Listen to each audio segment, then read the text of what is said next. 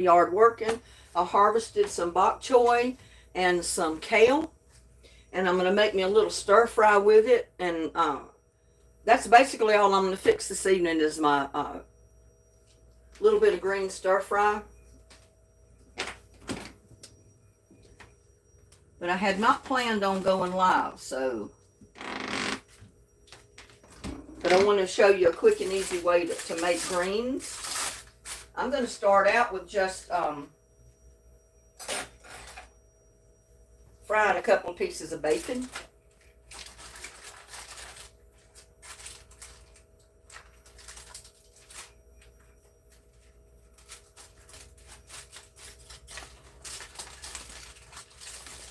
If I can get it all separated, I think it tried to freeze in the refrigerator. Was the section I had it in, I guess.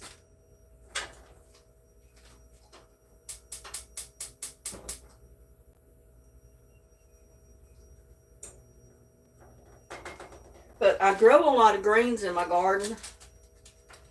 I found some that grow the best, and that's the one I grow every year. I'm not particularly fond of the way bok choy grows here. I don't know why it grows the way it does, but it does not grow like I want it to grow. It's kind of like the cabbages. You got to kind of harvest the leaves, and that's what I did. I went out there and harvested leaves.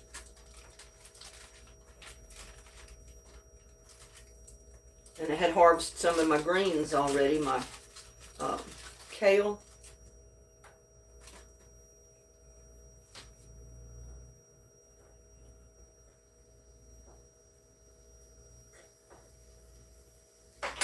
But 3 pieces should be enough, because we're just going to season it a little bit.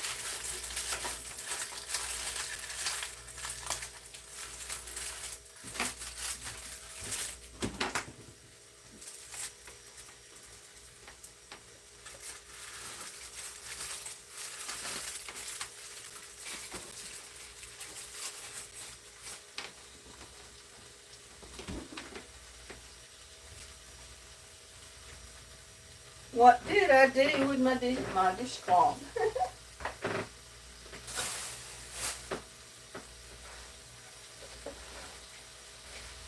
I don't know what I did with it, y'all. I just had it here. Here it is. I didn't have it wet. I just pulled it off of the dish pan and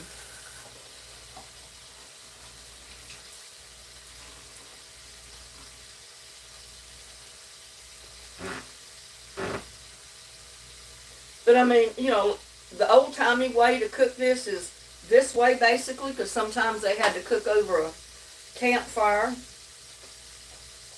They fry a few pieces of fat pork or bacon if they had it, ham, leftover ham. They'd start frying their bok choy or their kale or any type of green, and they would put their leftover ham or whatever else they had in their dish. But I'm just frying bacon. I'm going to use the bacon grease then to fry everything in. And I harvested a bunch of greens yesterday that I'm going to have to cut up. Not sure how I'm going to do this.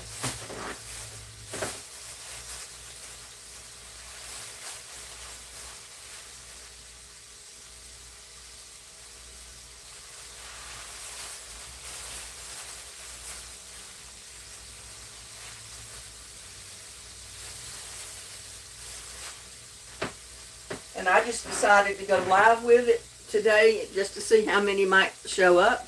I can't really, the chat just disappeared and I don't have any other way to read the chat, so I got to wait a minute for it to come back up. I know there was a few people there, I saw them, but by the time I got here and saw it, I couldn't read the names because it faded out.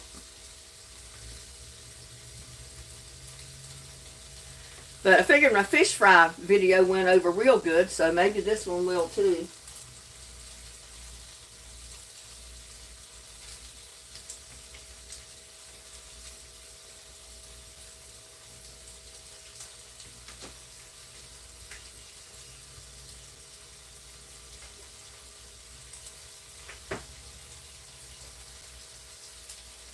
But I got a couple of young leeks that I pulled out of the garden. I'm going to chop those up and put them in there.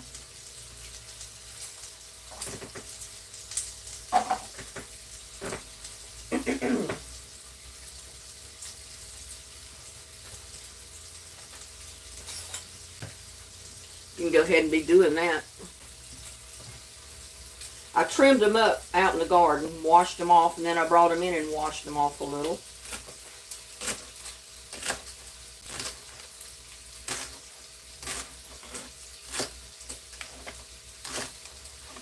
And I'm not cutting them up as quite as small as I would if they were onions.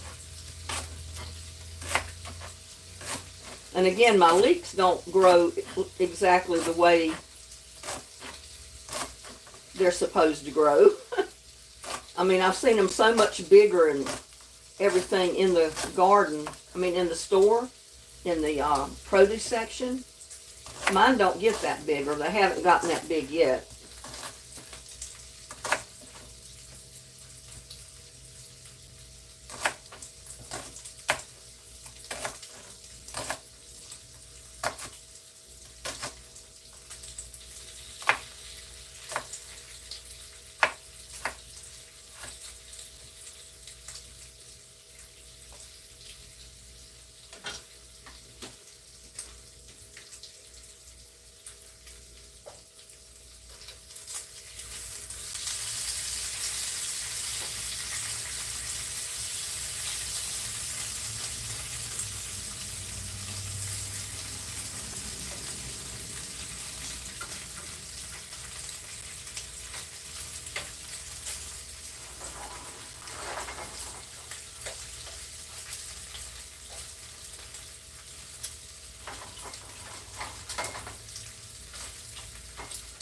My pan doesn't sit exactly level on my burner.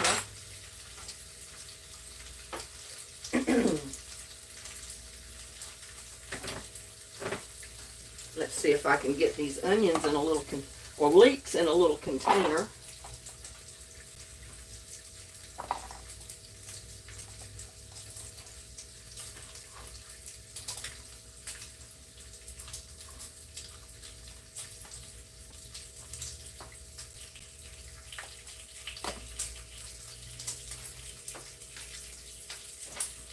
And again, let me get this out of the way.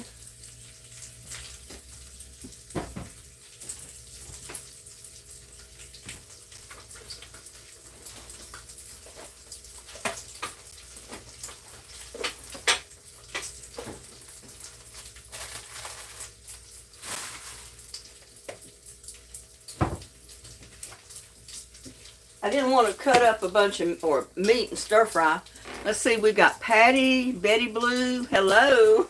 It's a surprise live, y'all.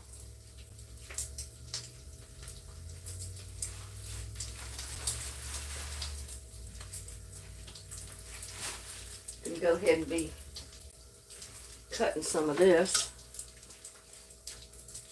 And if you'll notice, I'm cutting some of these stems off. The real tough ones at the bottom, like that, because they don't cook very good. And then I'm just going to chop the leaves up a little bit. See how they grow? That's a big kale leaf. You want to either tear it off like this and then just pull the leaf off of the stem like that. You don't want to cook the stem because it does not get cooked good. And then I'm just bunching my green up and chopping it up.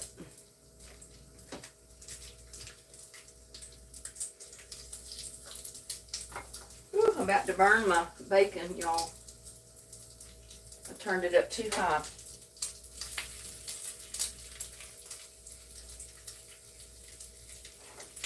Turn it down a little bit.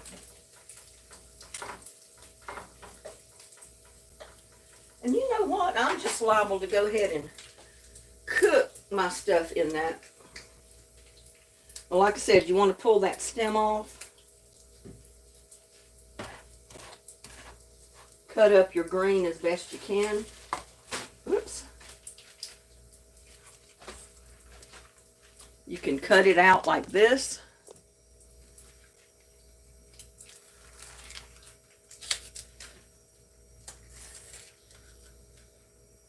Like that. Or pull it out the way I was showing you.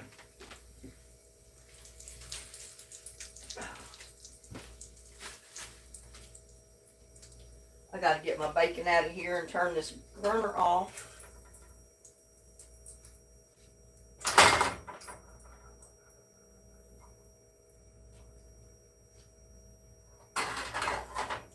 And I think I'm gonna do that. I'm gonna end up cooking my greens in my electric skillet after I get all this chopped up. And I know some people say, well, you don't have to show us all that, but I want you to see what you go through when you grow vegetables in your garden. It is a little bit of work, y'all. It's just not throw seeds down there and put it on the table and it's cooked. There's a lot of work between growing it and harvesting it, washing it, cooking it, serving it, that type of thing.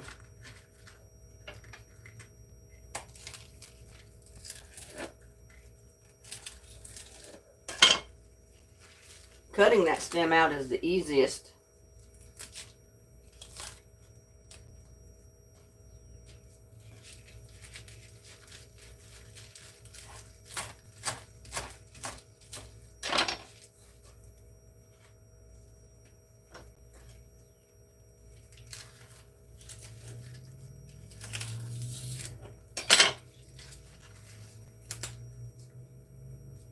But greens are healthy for you. They keep your insides to working properly.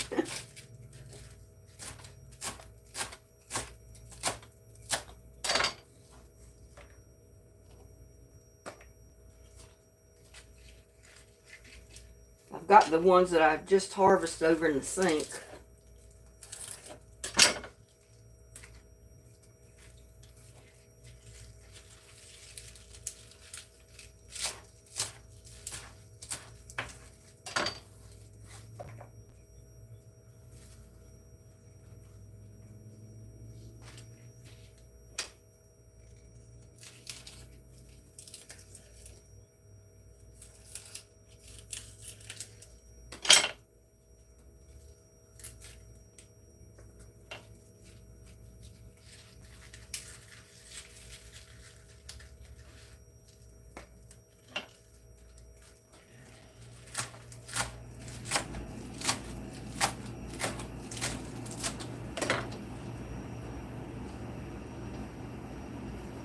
I don't have many of these.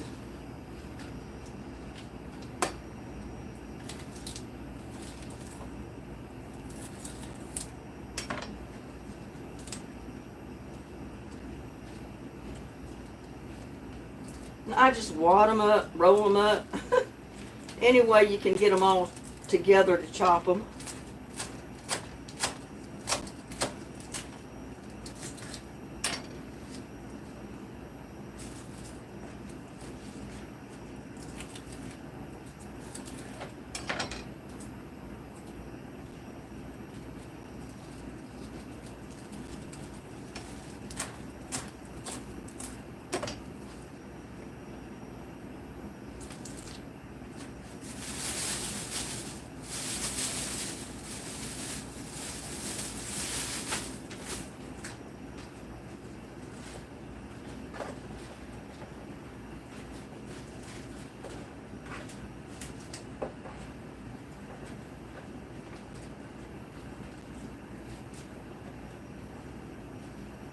Now, oops, got all my bok choy.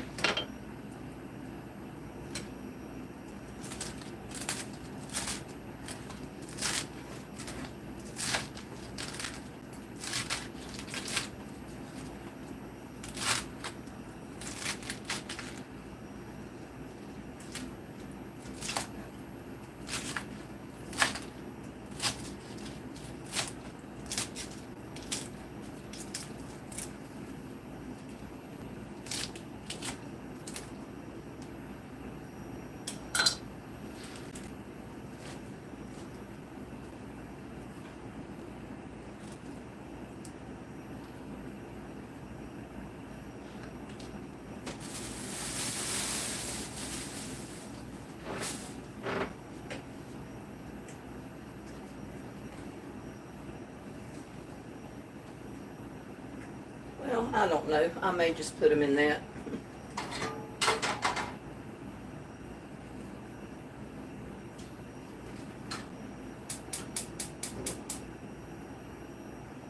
It's not going to be on very high heat.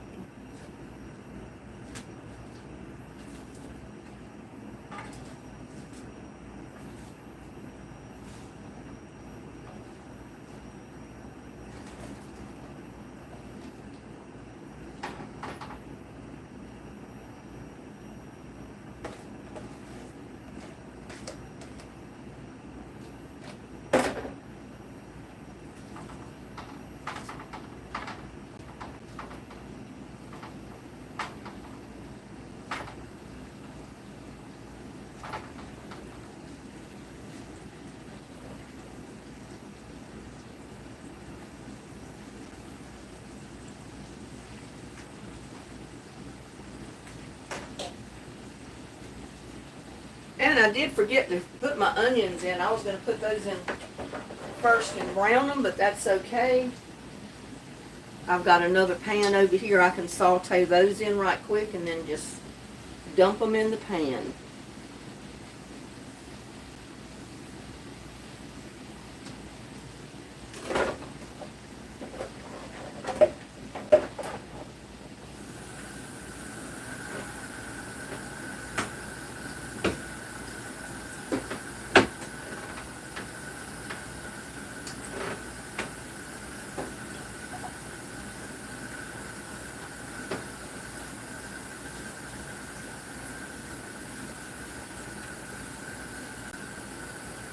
And I am going to put just a little bit of water.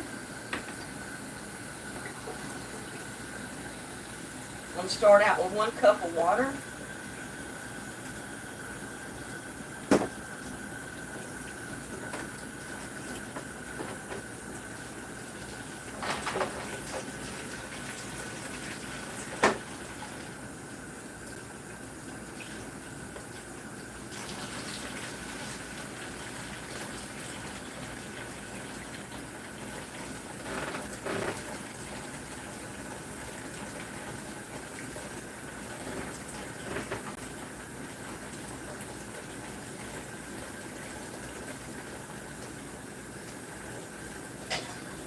I'm going to go ahead and cover those while I saute my onions. And I've got a pan here that I fried grease in a little bit earlier. Not fried grease in, I fried bacon in it. So I had a little bit of grease in there. So I'm going to put my leeks in there and saute them just a little bit, and then I'll just put them in my pan. It was almost like I planned that, didn't I?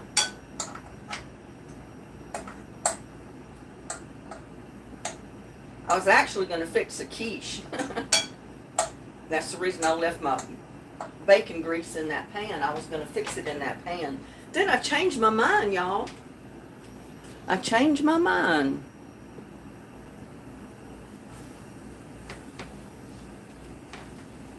Y'all, I can't read the comments unless they're up on the screen when I'm here because I don't have my laptop up here. So y'all have to talk to one another, I guess.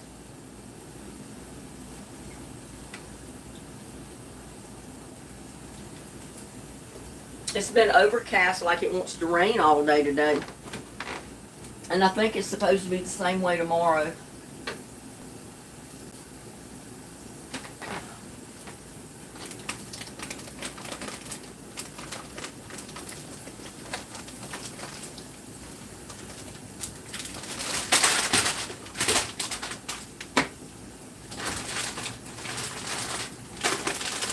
Y'all, I'm just digging. Digging over here. Nothing's cooperating with me.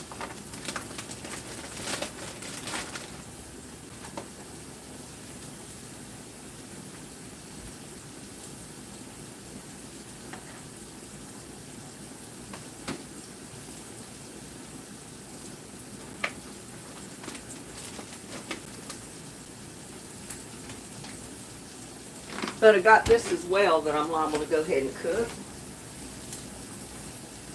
And put it in my stir fry.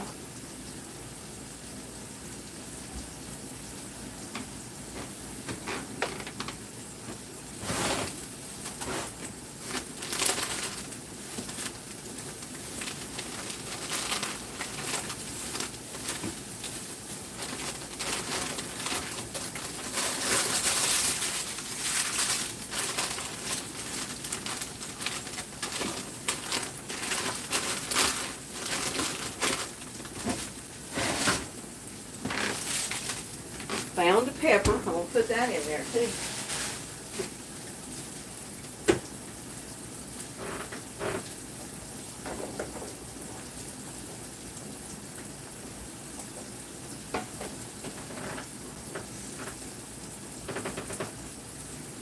But those greens take quite a while to cook.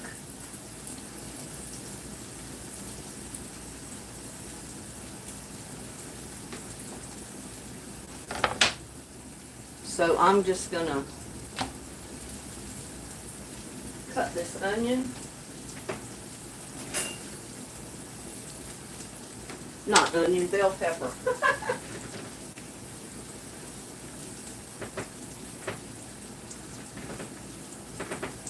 Y'all need to keep me straight.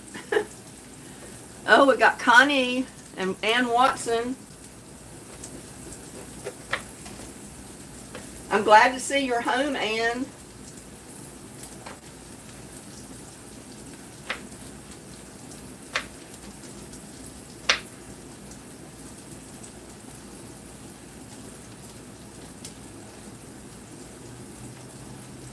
Cut my seeds out of there. We all know I save my seeds. Got some of you here drying already.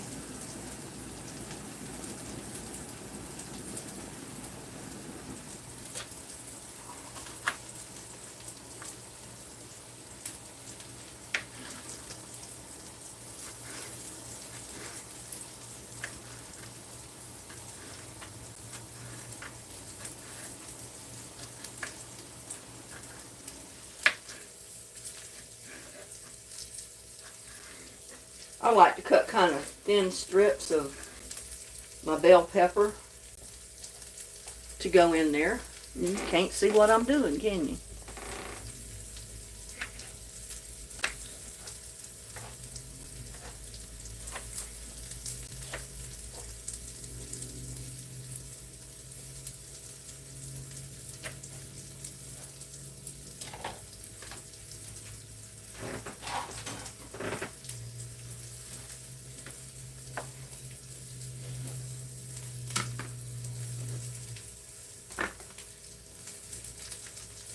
Well, I'm just going to go ahead and throw that in there. I don't know why I was putting it in there. I was thinking I hadn't started cooking it yet.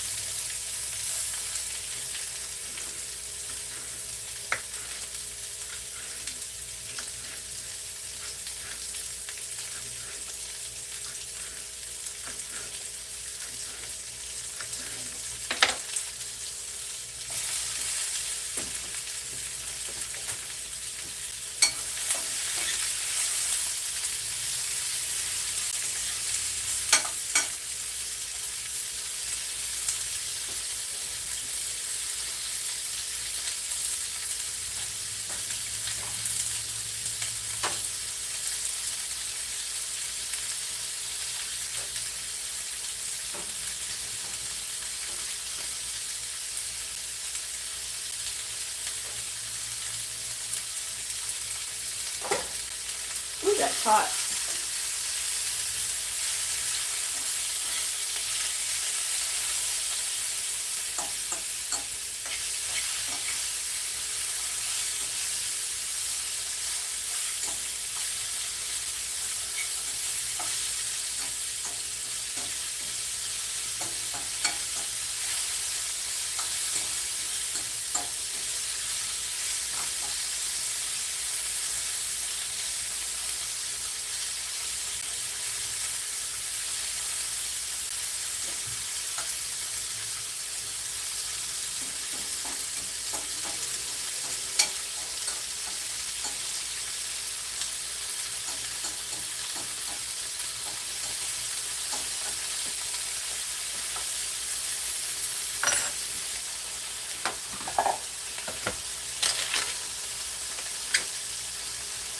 got stir fry beef right here.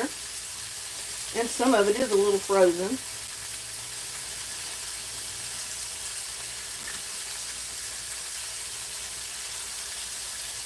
It's already cut in strips.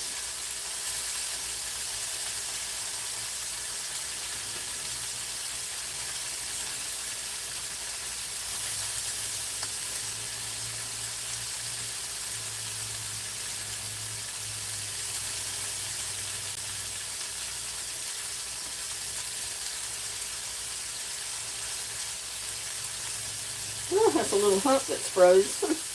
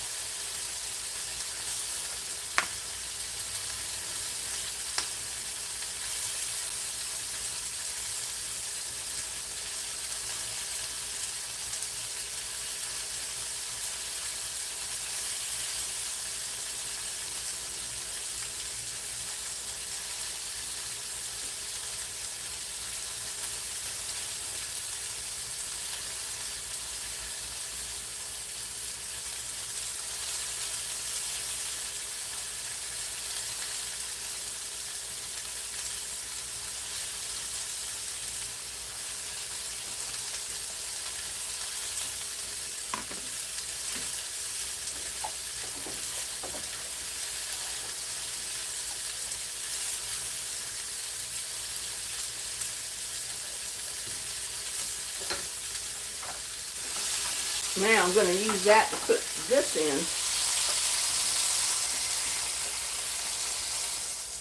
Because I'm not quite ready to put it in my greens yet.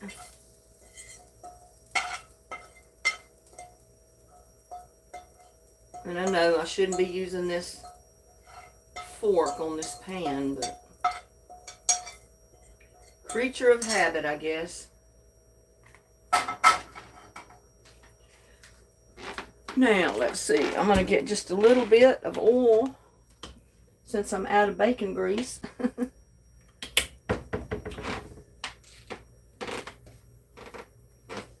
it in my pan.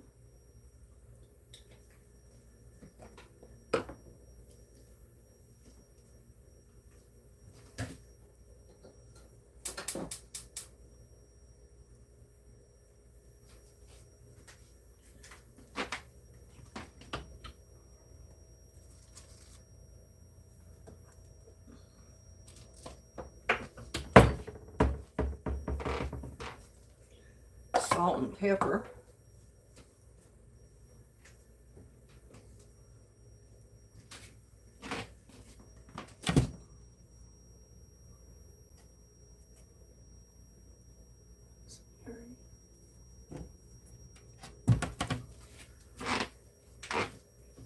Put crushed red pepper in my greens or my stir fry when I get it done. Where's my fork? There it is.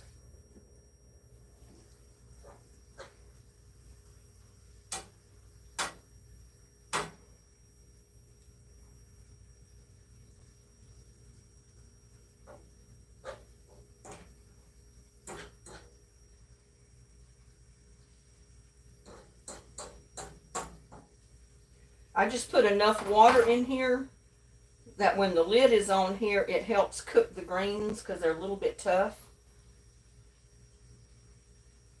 But that will cook out.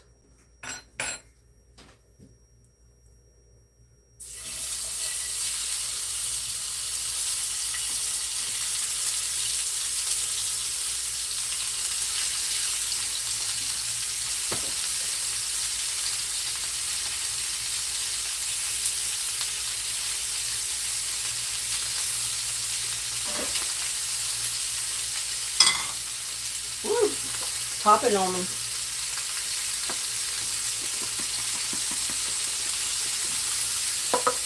Salt and pepper.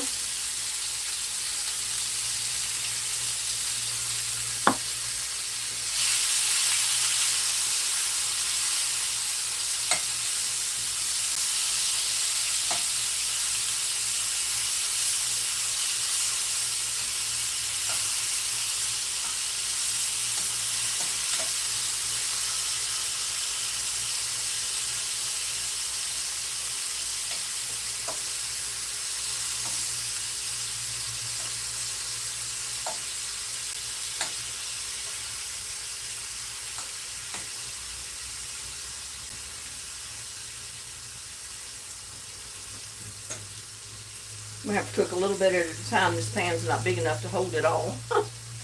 See who we got. Oh, that just faded away. I couldn't see.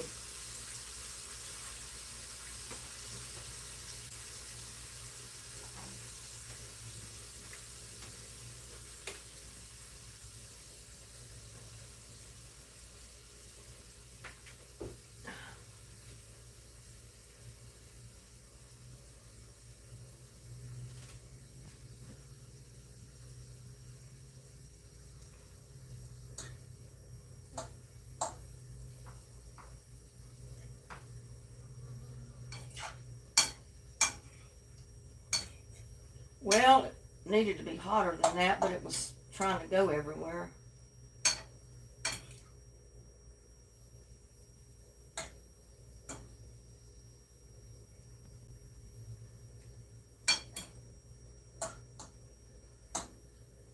Now, I've got some seasoning I know I can put on that. Where is it?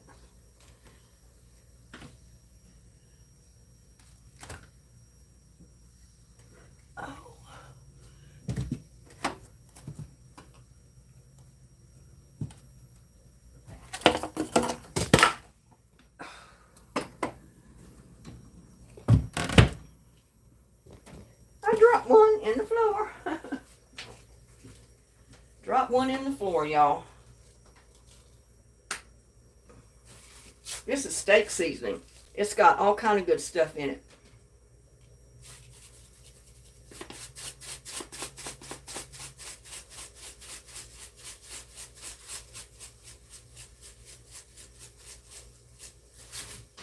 But this is the way you cook when you don't have a wok.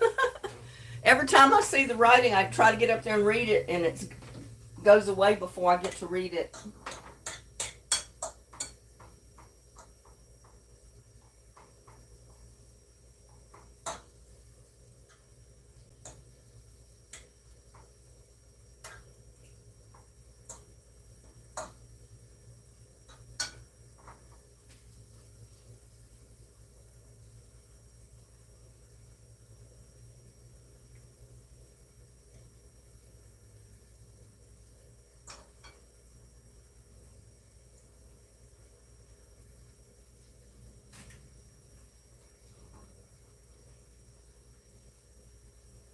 I don't like it when I splatter grease around the kitchen.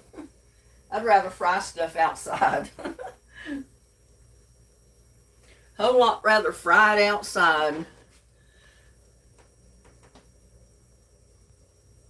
Pretty severe illness. Oh no, Patty. Sorry to hear that.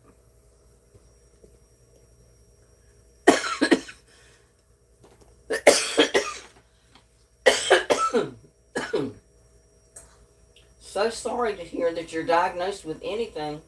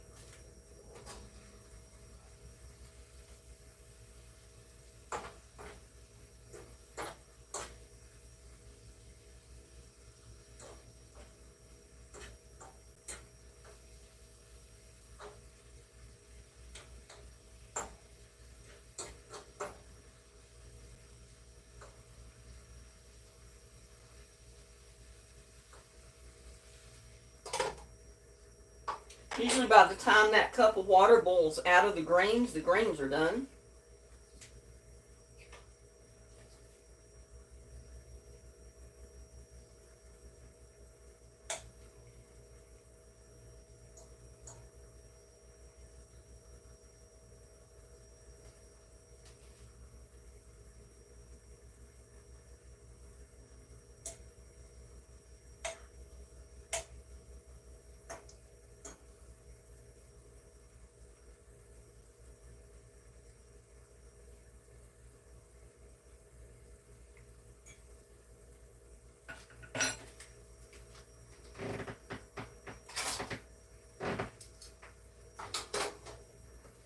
floor's creaking. It looks so much like rain today. I don't want to try to put compost tea to anything because I'm afraid if I do, right after I do that, it's going to rain. And I'll end up drowning out some of my plants.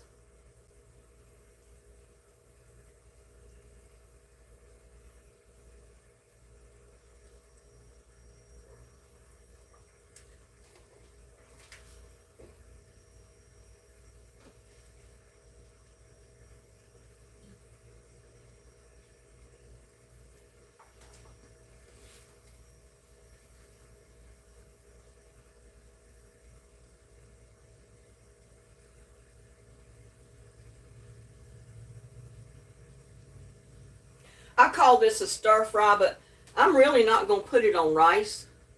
I'm just going to eat it like I'm cooking it. I'm not going to serve it on a bed of rice or anything like that. I mean, you could if you wanted to, but I just want mine like that. I want the vegetables and the meat and my bacon that I'm going to put back in there, and that's all I want in it.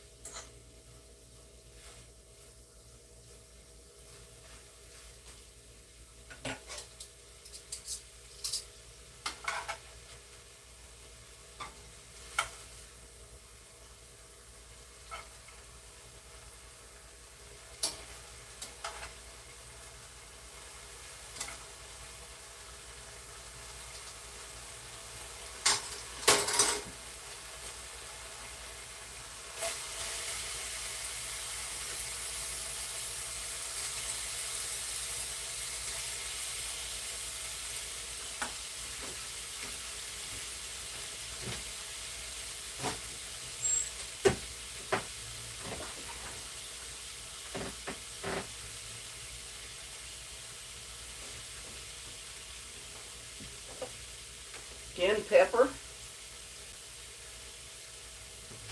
salt,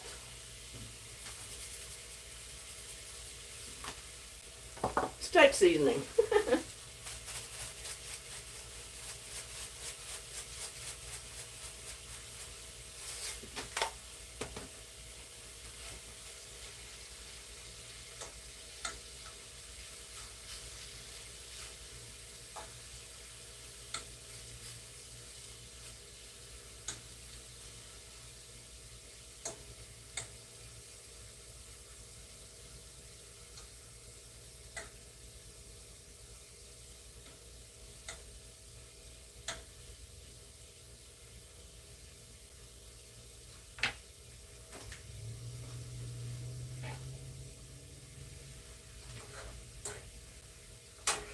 Water's almost gone out of it.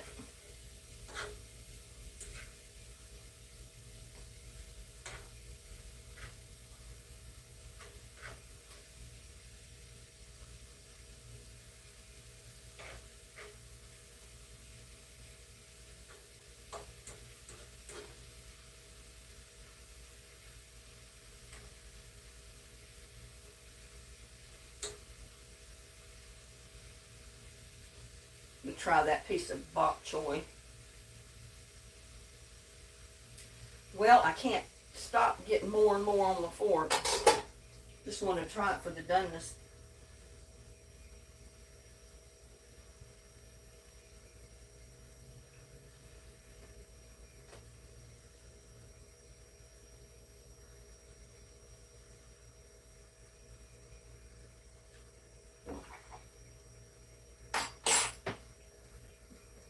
Right on.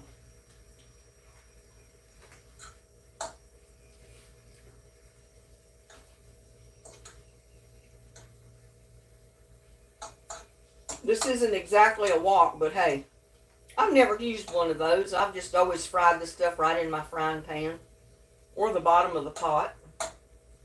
Works just as well. It just don't get as hot. And I don't want it quite that hot because it would splatter all over my kitchen. If you're cooking outside, it really wouldn't matter, I guess, but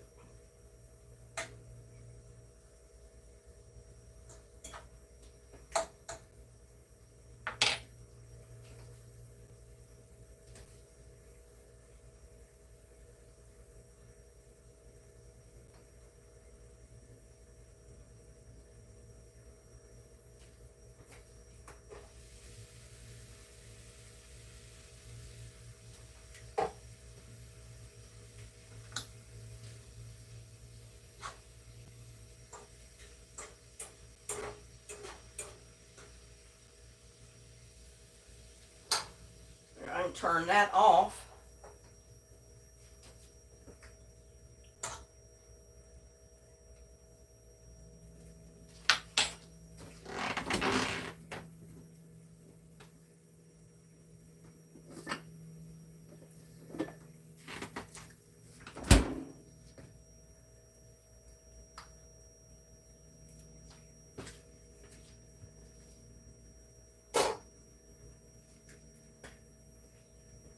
And y'all might say, Worcestershire sauce, not soy sauce. You got it right.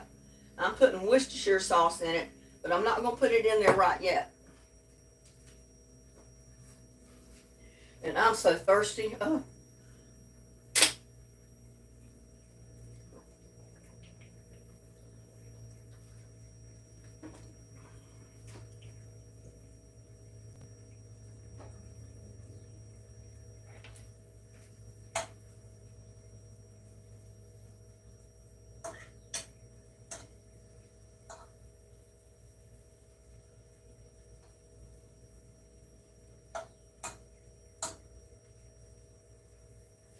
That burner is wide open.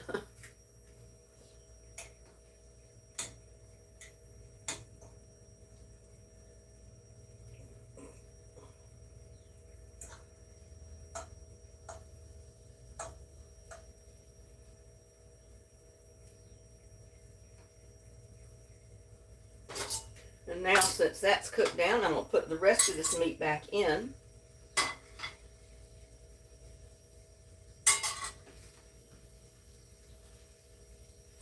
Douse it with some Worcestershire sauce.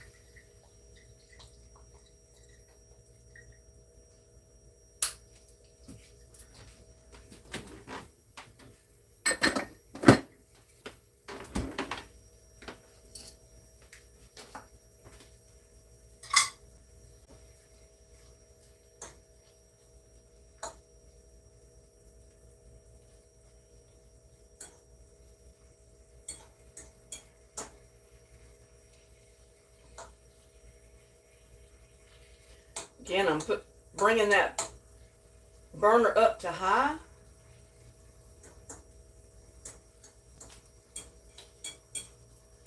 And brown this a little bit more until some of the liquid kind of cooks out of it.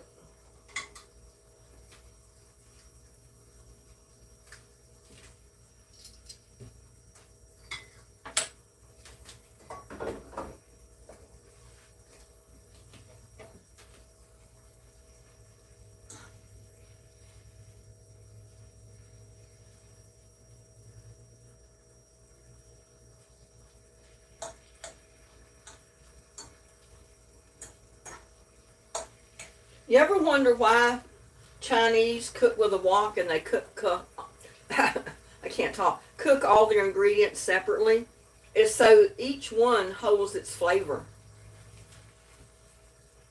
You want your meat to hold its flavor from the seasoning you put on it.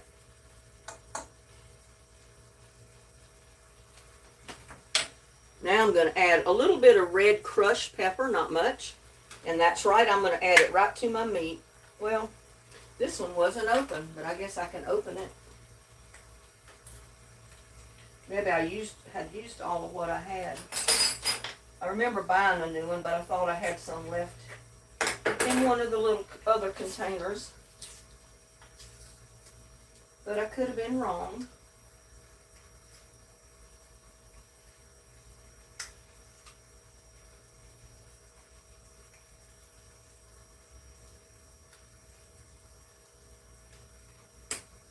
And again, I'm just going to put a little bit. I don't want it hot. You know, I don't want my food burning hot, but I like just a little bit of heat, not much.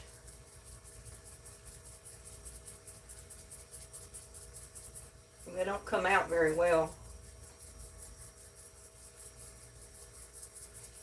But I think that'll do it fine. There's not as much went in there as you think, because it was hard coming out of the shaker.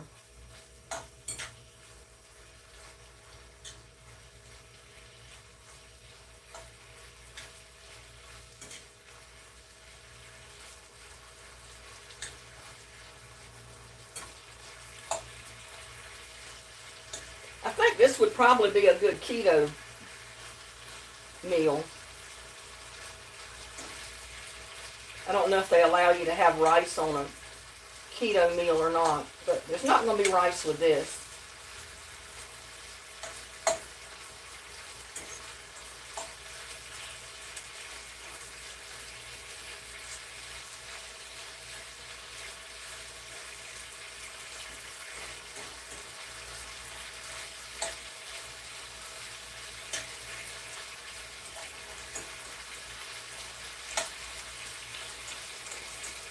And I worked up an appetite out in the yard this morning. I sprayed for ants, I sprayed for bugs.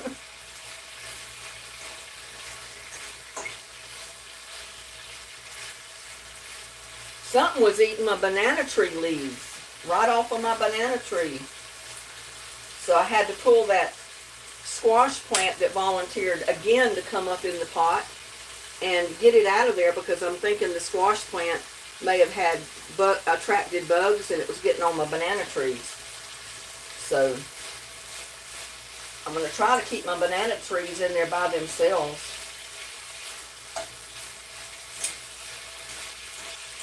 See, now all the liquid is cooking out of the meat as well.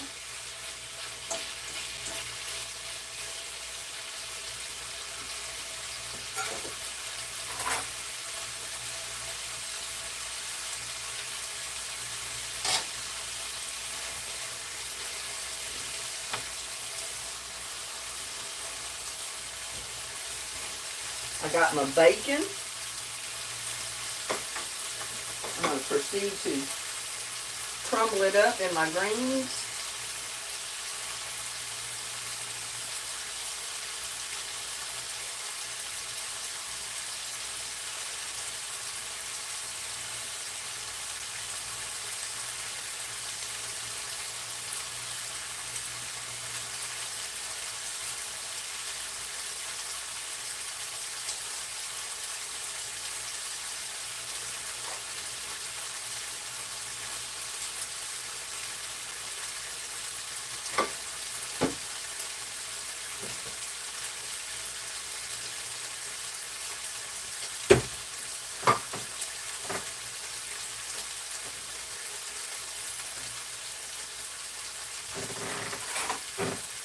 What I did with my fork.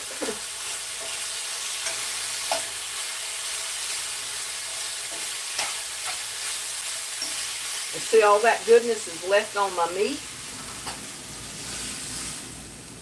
Put it right in there.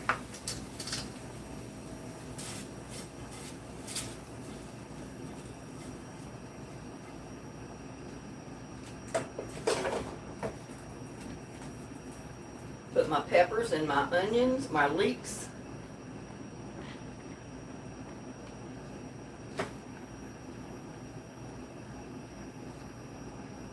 And just stir it up in those greens.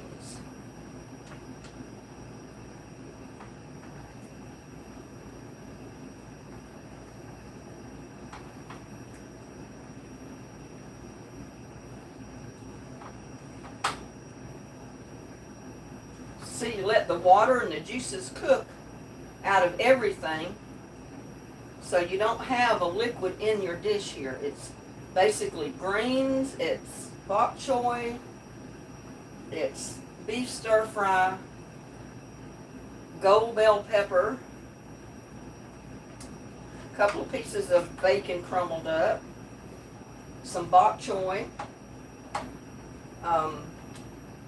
and a couple of leeks that I cut up. I thought they were funny looking onions, and then I realized, no, when I went out there to pull them, they were actually my leeks that I had planted, coming up in odd places all over the yard. So,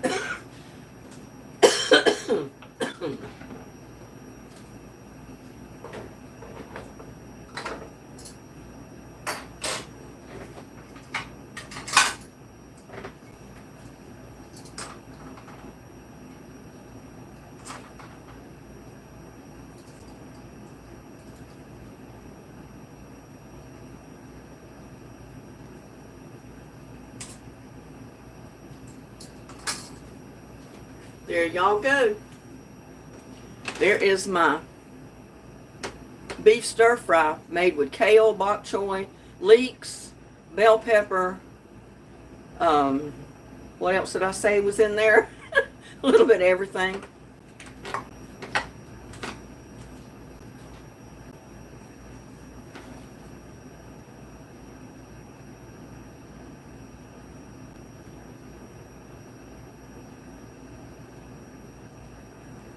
Now, like I said, if you want to add some kind of sauce to this, I mean, I wouldn't. I like it like this.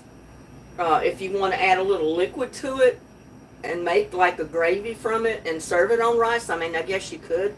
I don't like to do that. But y'all take the first bite. It's dangling. It looks terrible, don't it? Mmm. Mm-mm-mm.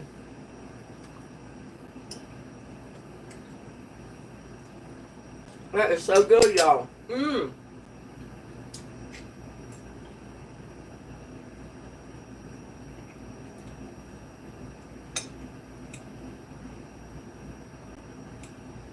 And I got a little bit of the bacon. One thing I did, though, I didn't need to salt it because there was already salt in the steak seasoning. So you might want to hold off on the salt if you use steak seasoning until after you get it cooked. And then taste it before you add salt. Mmm.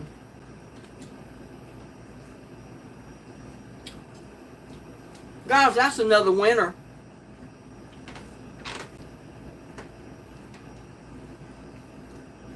Y'all help me eat some.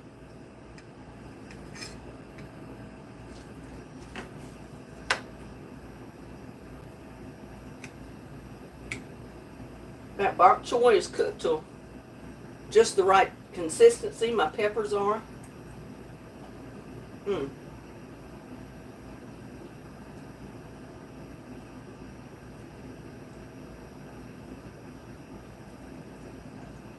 But this is another way to spice up your greens, your bok choy,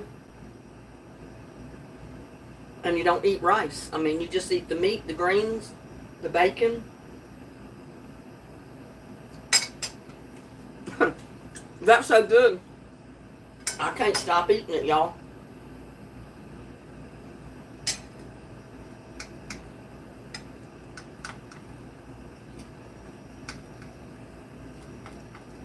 I wanted to cut that piece of steak. Or stir fry, it was too long. Couldn't get that whole long thing in my mouth. At least double it up. Mmm.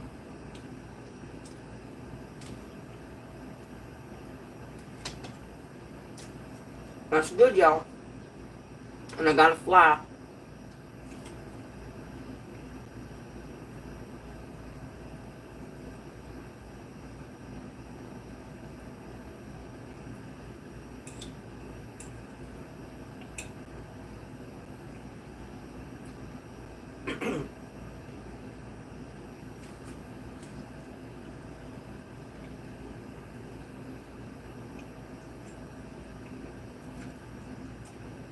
And I got just the right enough of that hot pepper flakes. Excuse me for talking while I got meat in my mouth. It doesn't make it burning hot, but it spices it up. Puts a little heat in it, makes it good.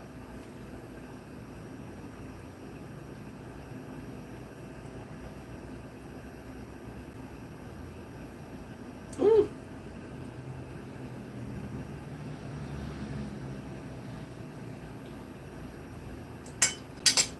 I'm eating dinner, y'all, right in front of you.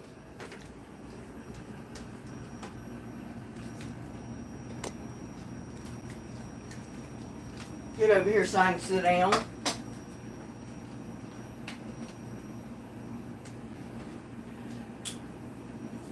And maybe put you in the other tripod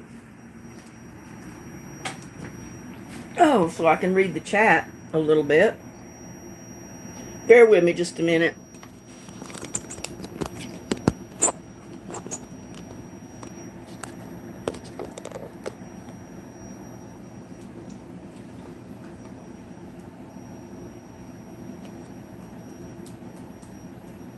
See if I can bring the chat up over here so I can read some of it.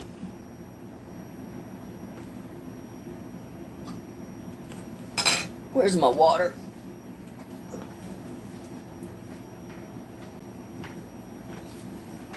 But for those of you that don't want rice and potatoes and all that stuff in your diet, I'm sure you could get away with eating this dish on a keto diet. Because I know they let you have bacon. I don't know about the beef. You just have to check, but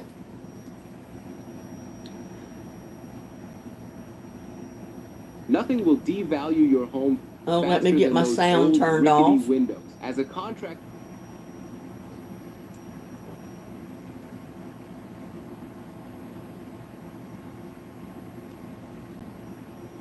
There's my chat. I got April Flowers, Ann Watson, Allison Smith, Connie Jones. Who else do we have in here? Susan Proctor. I don't know if Gladys made it or not. I don't see her. Patty C. Yeah, and I read your comment earlier about being diagnosed with a serious illness. I'm so sorry to hear that, Patty.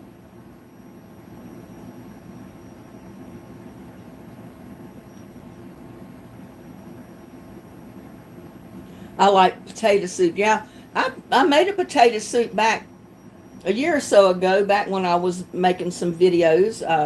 But I'm going to have another potato soup that's coming up pretty soon. It'll be a little different than the first one I made.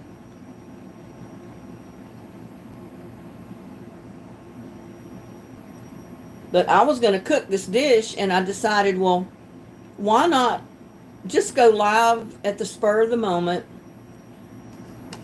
and do a live while I'm cooking it. So that's why that happened. I just, not the spur of the moment, without planning anything, decided I was going to go live and cook it. So that's what I did. Patty had to leave. I'm so sorry. Did she ever say what she was diagnosed with?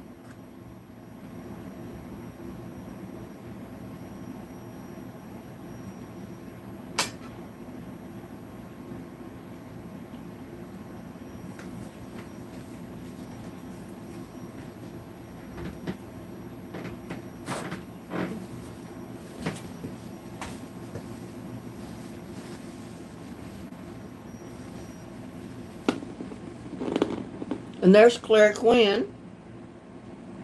Hello, Claire.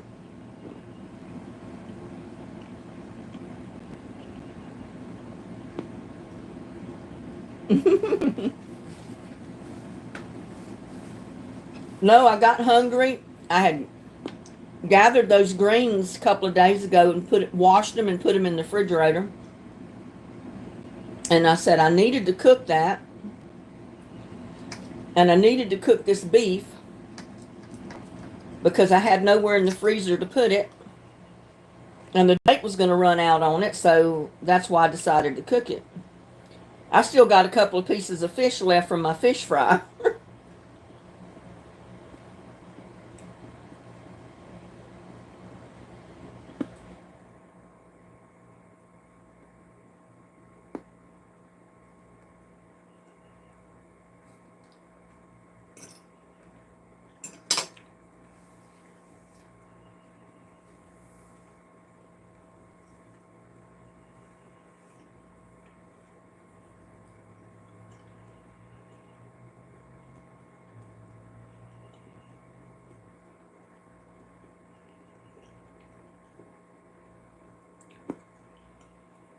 Okay, yeah, I know she was still sick with that infection she had.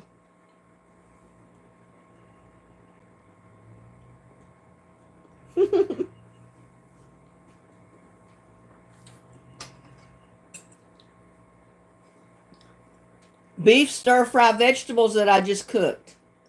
That's why I went live, to let y'all see how I cook it. It's not the normal stir-fry, but it's really good. Because I don't cook rice or anything to serve with it. I don't make a sauce to put on rice or anything with it. It's just so if you want to eat your vegetables and your meat, you got a dish.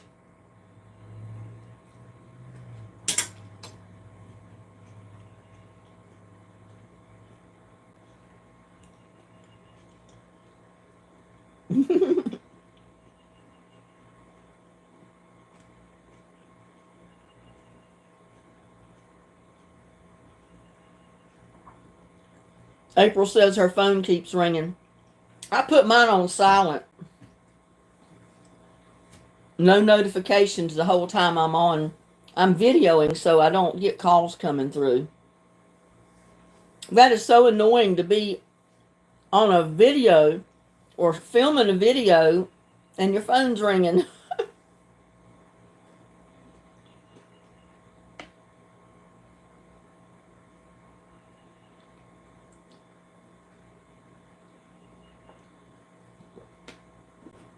I'm going to have to go back and change my thumbnail so people will have a little bit of idea what my live was all about. I didn't even think about that. I just used a generic thumbnail. Didn't change the title.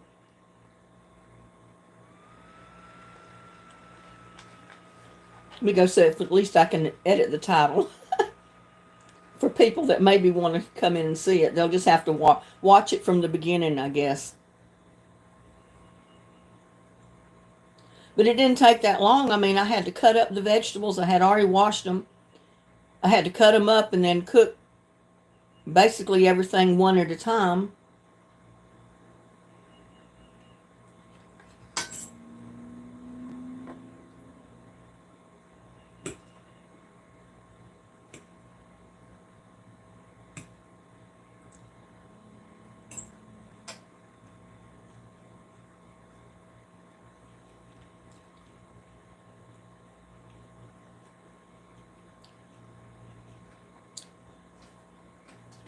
You're talking about the burgundy color flowers? Those are my Indian blanket flowers. Indian paint blanket flowers. The burgundy with the little yellow trim around the edge. That's what they are.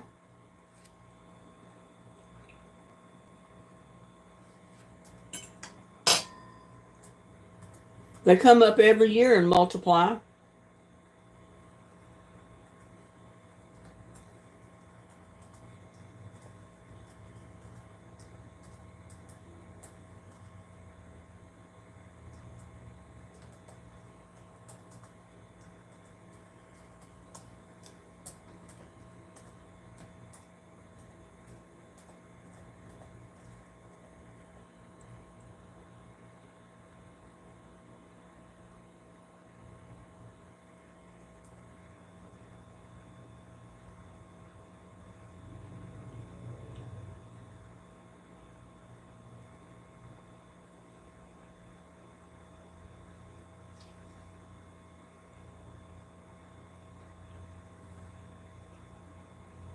Get back here so I can bring up my chat.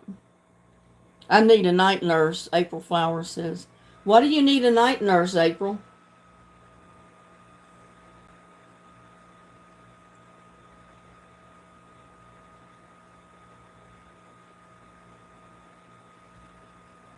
Just kidding. Indian paintbrush flowers. That's what I was trying to think of. I know it was Indian paint something. But they're burgundy and they're beautiful. And all the ones I mowed down are up about that tall. So if I don't mow again, they'll come up. The rest of them will in bloom, and I think I'm going to leave them. Because it's supposed to rain for the next couple of days. By then, they might be big enough to start putting out buds and flowers.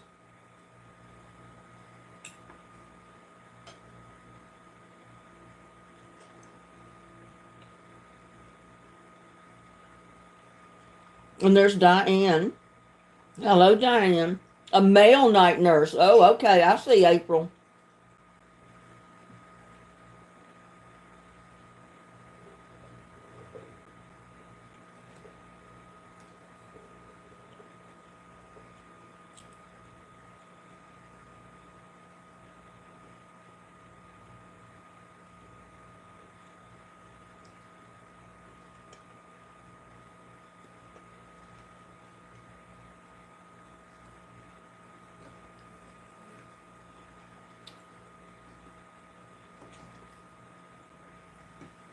I'm sorry for eating in front of y'all, but this is good, and I'm hungry.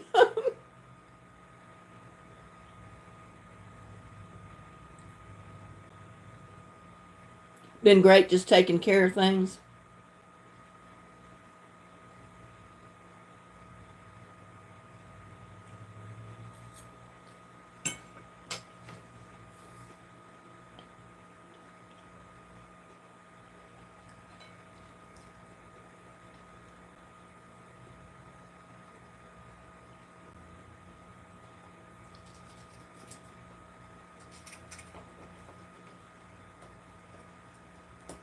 I just finished my mac and cheese. You know, I gotta fix me some mac and cheese my way.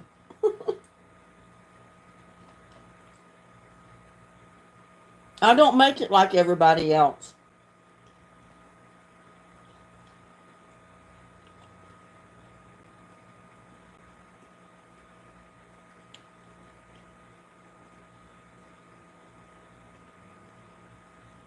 You have salad to eat too? Well, my salad is in my plate with my meat.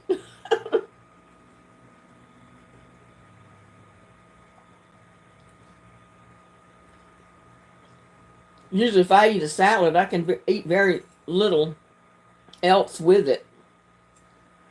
Because usually, by the time I get everything I want in my salad, I eat that bowl of salad, I'm full. I'm stuffed. I can't eat nothing else.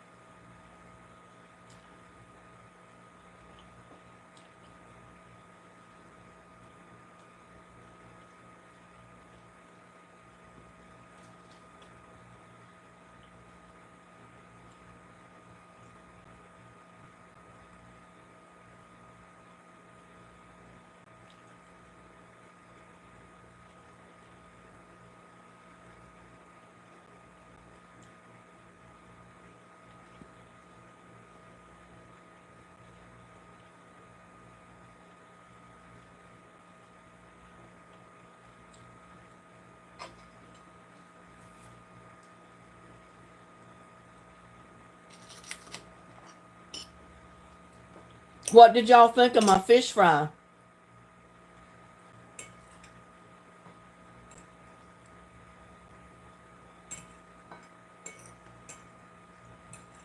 I had one person ask me in a comment, I want to see you make some hush puppies. I want to make some good hush puppies.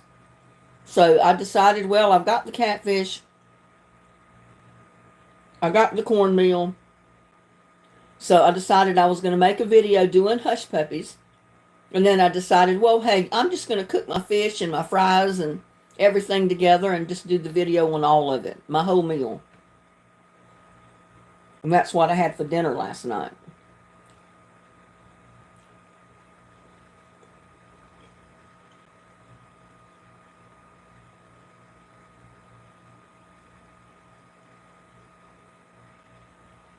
Susan warmed up fajitas. Well, fajitas is good too.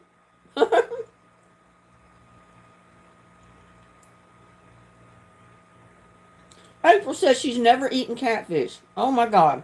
You don't know what you're missing, girl.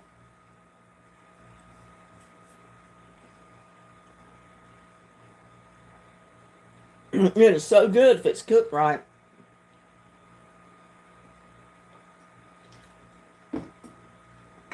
I could have got a lot of things other than water to drink, but sometimes I get out of the habit of drinking water. I grab everything else instead. And I said, I need to get water in me.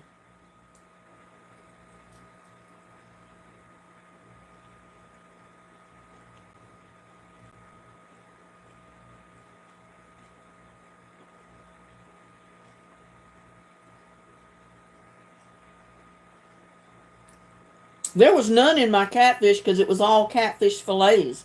And they were giant ones. I had to cut them down. But there is bones in catfish. But if you get big enough catfish, and you fillet them, you have no bones.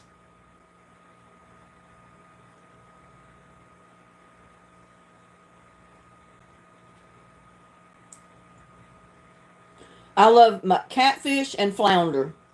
Now, when we lived on Oak Island, we had that 50-foot gill net out all the time.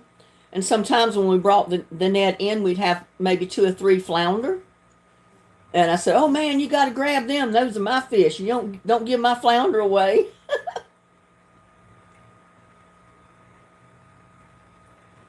I like all of them. The spots. We caught a lot of spots in the net.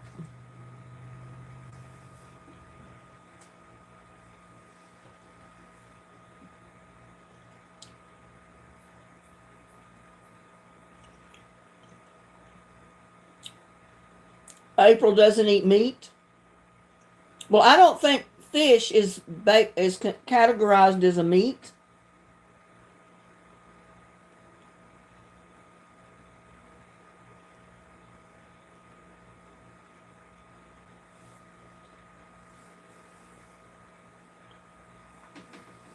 Fish is in a category all of its own. It's not considered a meat.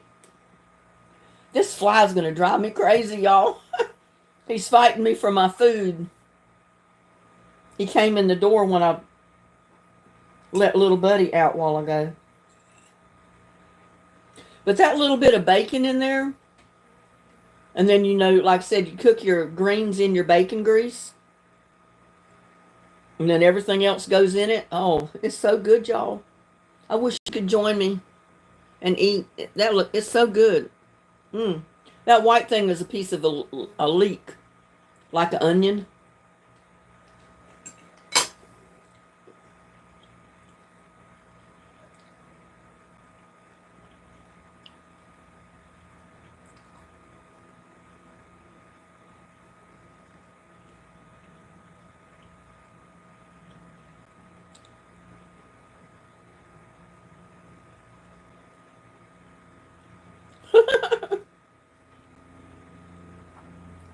You found mac and cheese at Chick-fil-A and couldn't resist. I love mac and cheese, no matter what kind of cheese you use. But most people use a cheddar cheese. And I grew up eating macaroni and cheese, or mac and cheese, made with Kraft. Oh, what is the name of that cheese? It's in the long box, Kraft. It's like a big block of cheese. My mom always would get a 3-pound box of that, because we had so many in the family.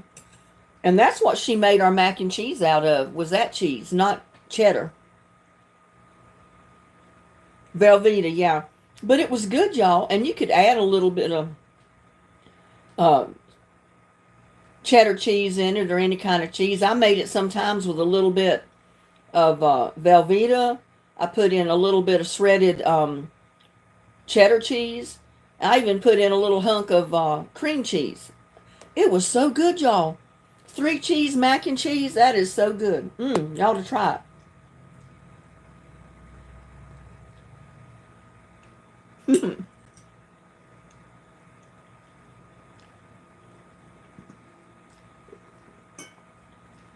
The only thing I don't like calamari is I can't chew it up.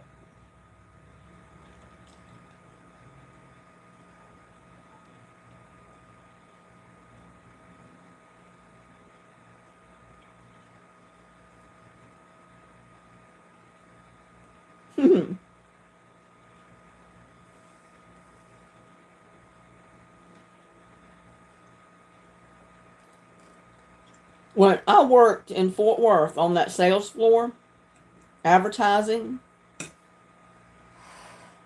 there was a restaurant close by that some of the people would just walk halfway down the street and get their lunch and bring it back to the office to eat. And this one guy, he'd go down there and get calamari maybe 2 or 3 times a week. He said, I just love this stuff. He said, I could eat it every day. And I got some of it, but I mean, it had a good taste, but you can't chew it up. It's like chewing rubber. I don't know if it's the difference in different ways they cook it or fry it. I don't know. But I couldn't eat it.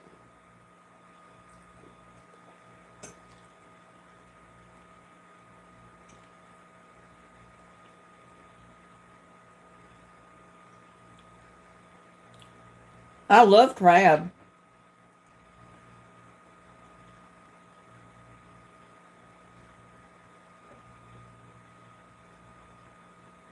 Diane, you leaving us? Well, since I've eaten frog legs, they're okay. I'd eat them again. But I'm not going to go out and buy them. I'm not going to go to the store and buy frog legs and come home and cook them. I don't like them that good. I just fry chicken.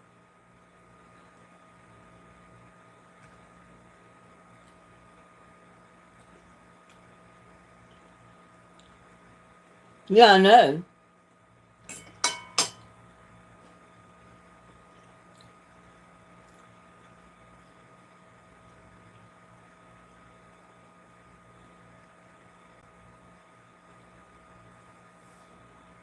Oh, not all frog legs are small, y'all.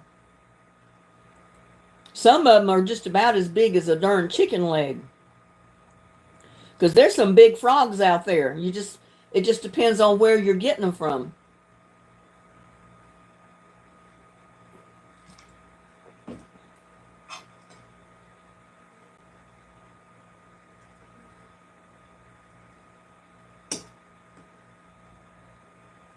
And I still haven't used my uh, Burger King card, and I haven't used my Sonic gift card yet. So we still got trips to Sonic and Burger King.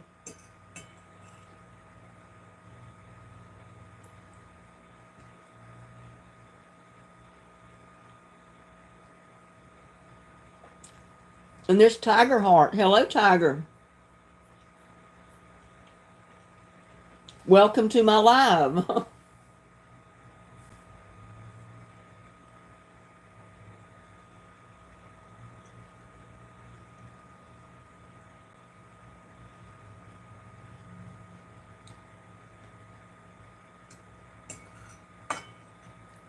There's some markets that sell frog legs. Not all of them do, because not everybody wants to buy frog legs, but there's certain areas that they have frog legs for sale. Hi, Tiger Heart. You must be new.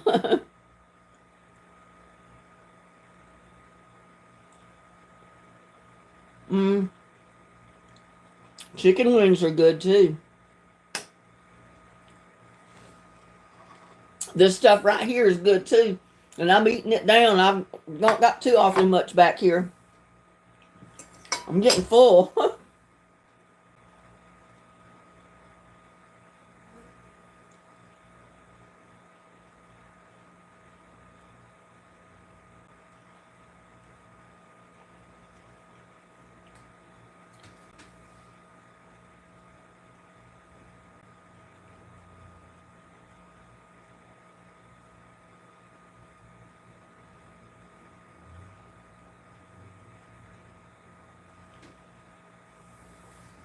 Well, I ate some of the best ones that a friend of mine made one time.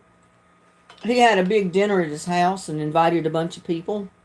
And I was invited. I went over there, and he had some kind of cooker that was about this long, and it looked almost like a cooler, like a metal cooler, but it was a cooker because it was deep. And he said, chicken wings are the easiest thing to make when you put them in this cooker. He said, all I do, wash my chicken wings, pat them dry, season them up, put all the seasoning and stuff I'm going to put in them, throw them in that cooker, put the lid on it, set the timer, and let them cook. And he said when they get done cooking, they come out like you just bought chicken wings cooked hot right out of the deli. They're not wet and watery or anything. They come out almost like the ranch chicken wings. almost like a fried piece of chicken is what those wings came out like. They were so good. And he had to raise his own chickens and stuff, or be careful where he bought chickens from. He grew his own vegetables because he worked at the nuclear power plant at one time, and he was exposed to some kind of chemical or something out there that knocked his immune system out, basically. And after that, he was allergic to everything. He went to a restaurant, ordered some of his favorite food, which I don't remember what it was. It had never bothered him to eat it before. He ordered it, started eating it, and all of a sudden he felt funny. And his wife was sitting on at the table with him, and she says, "Oh my God, your face, just that quick from eating the food that had preservatives and other stuff in it, his face blew up like a balloon." Scared them to death because they didn't know what it was. And they ran tests and everything and found out he was exposed to something at the plant. And after that, he's had to start growing his own food and making sure of what he put onto the plants when they grew them. He had to be careful of what he fed his chickens. He even had to make his own mayonnaise. He said, "I can't eat mayonnaise from a jar from the store." He said, "I have to make my own mayonnaise, so I know what's in it so I can eat it." I said, "Man, that's terrible."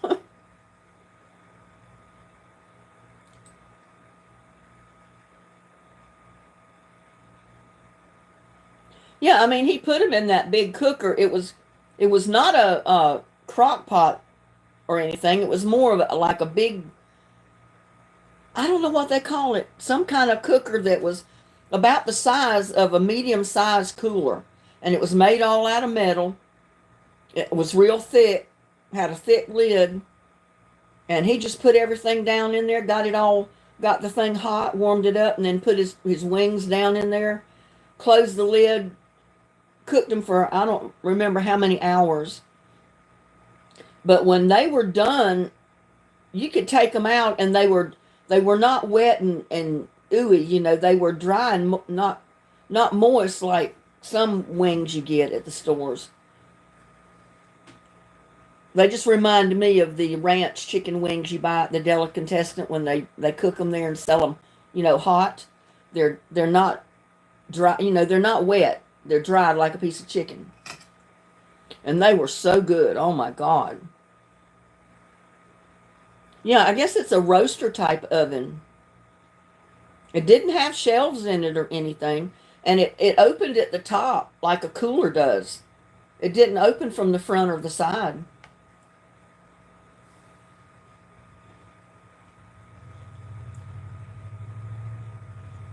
Yeah, you can tell I've never cooked with a roaster. I couldn't even think of the name of it.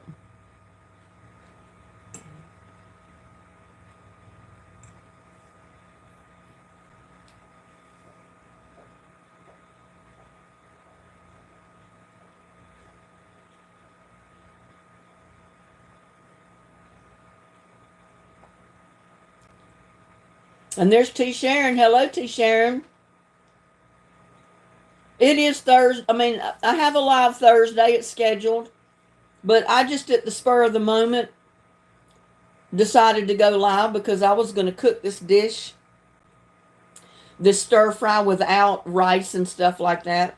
It's just a stir fry with your veggies and your meat that I'm eating because I just got it cooked. And I decided I'd show people how I did it. It's all veggies out of my garden. The only thing not out of my garden was the bacon and the beef. Everything else was grown in my garden.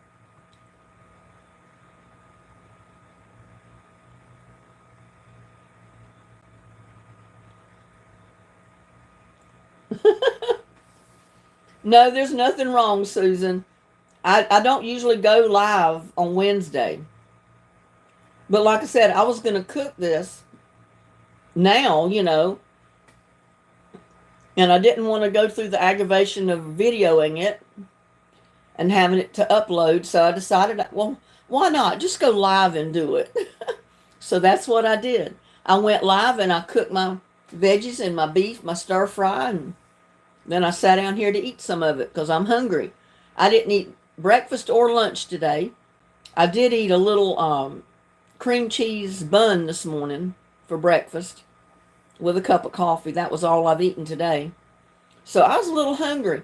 And I've got a piece or two of fish left, but I just wasn't in the mood to eat fish. And I had this beef that I had to cook where the date was going to run out. And my freezer's so full I couldn't even cram anything else in it. So I said, well, I'm going to make my vegetable stir fry because I've got the greens I got to cook anyway. So that's what I did. And I surprised y'all.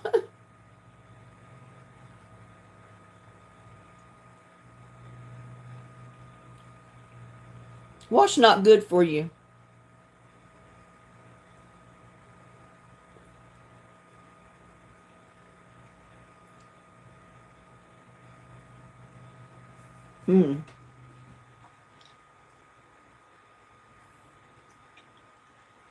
I didn't.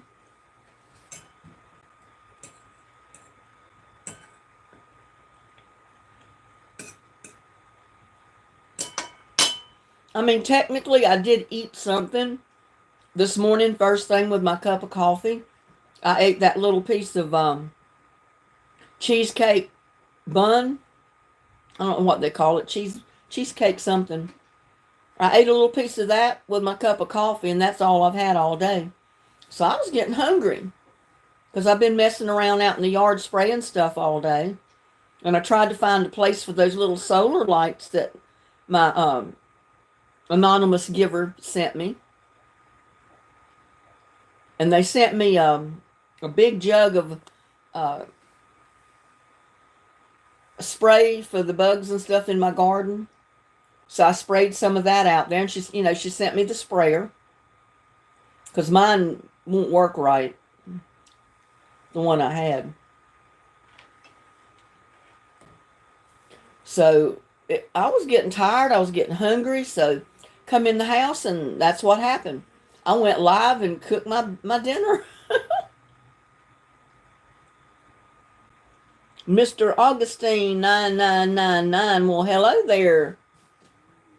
You must be one of my newbies. Cheese Danish. Yeah, I guess that's what they call it. Oh no, the Big Island's having a lot of earthquakes, April says. I don't think I'd want to live in an earthquake. I mean, those are just as bad, if not worse, than a tornado. I mean, a tornado can cover you up with everything, or just suck you up and take you and drop you down in God knows where, the other side of the United States if it wanted to. So neither one is safe to be around. But with a tornado, I mean, an earthquake, I don't like the fact that the ground can open up and just swallow you. I think you got a little bit better chance with a tornado. It might at least set you down somewhere and you'd be still able to make it. Or if you're covered up, you might be uncovered and still alive.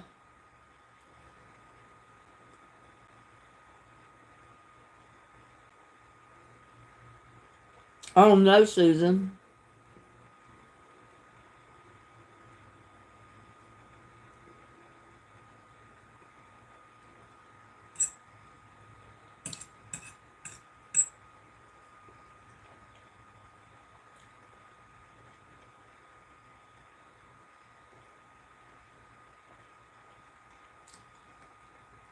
Well, I'm so happy to have all the new people joining my channel or subscribing.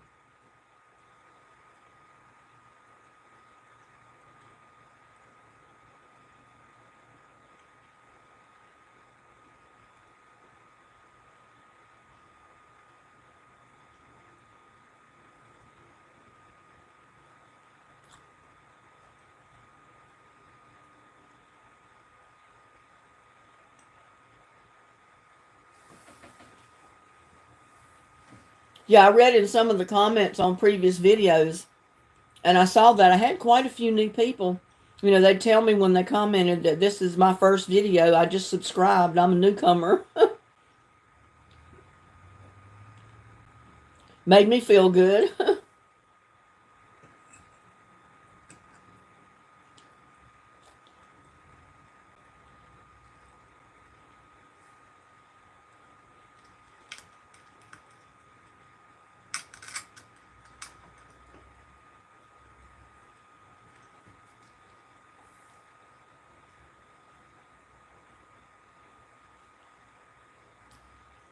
She was here a little earlier, T. Sharon. She's finally out of the hospital. She'd been in the hospital for a month.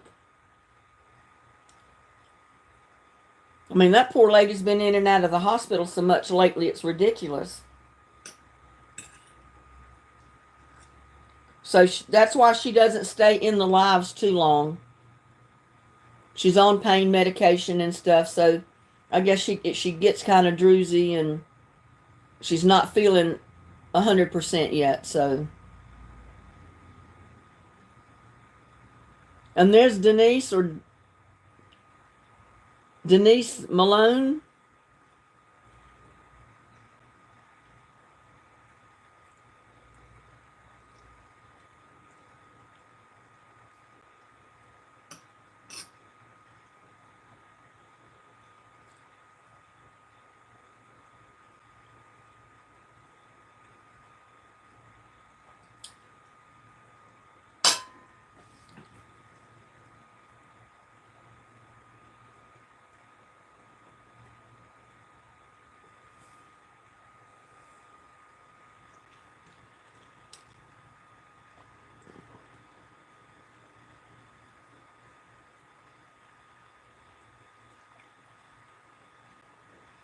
You know, I always get stumped on Dennis.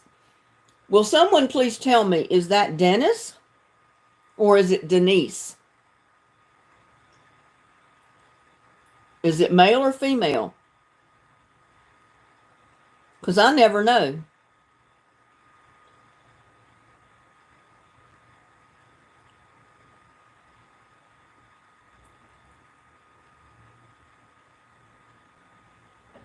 Yeah, sleep well, Susan. Feel better tomorrow.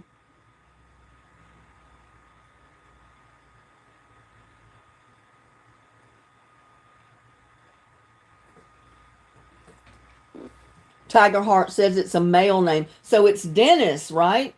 It's Dennis, where was it? Dennis Malone, is that right? Is that correct?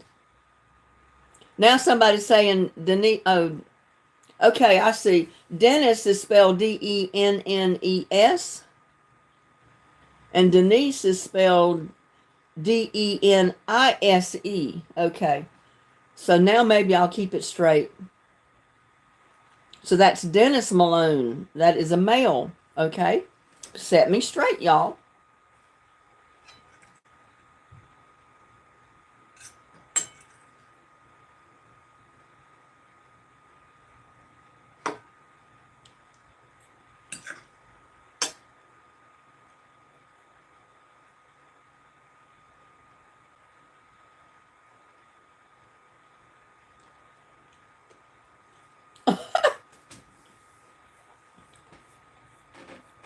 Okay, are you male or female? Dennis Malone.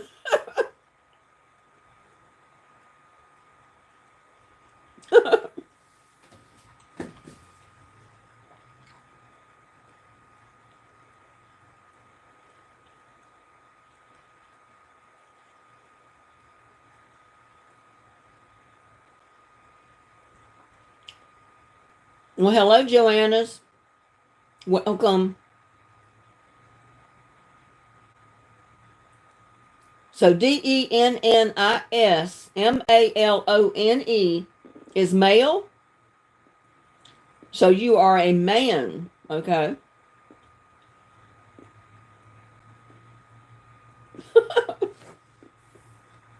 Y'all got to keep me straight.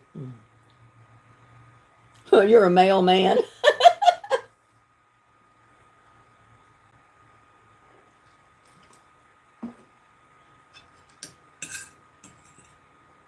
I'm a slow eater, y'all.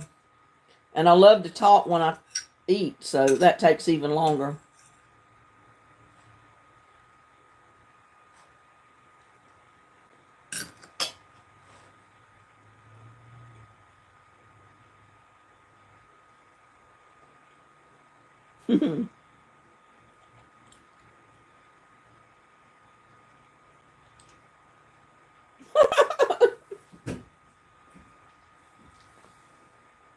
I hope so, April. I hope to God most men are male.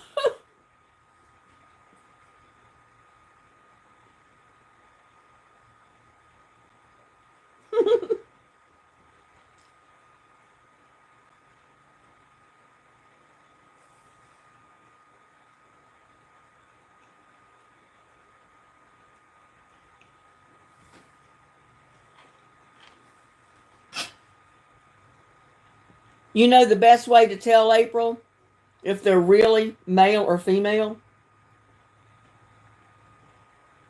is if you come across a little on the tall side, good looking, I mean, great looking female, dressed to the nines, wearing the highest heels they could possibly put on their feet, with a really good hairdo. 9 times out of 10, that is a male. It just looks like a female. Because let's face it, most women don't go into that kind of detail to dress. I mean, there's women that dress well, but the men, when they dress like a female, they go way overboard.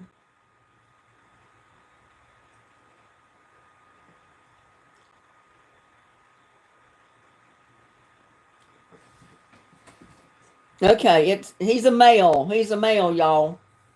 Dennis is a male. That is unless he comes back in and says, I'm just kidding.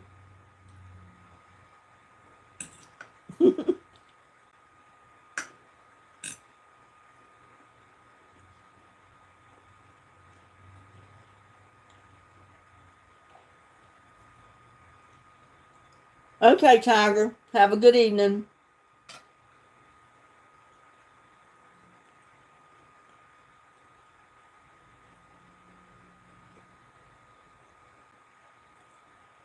T. Sharon is in Corsicana.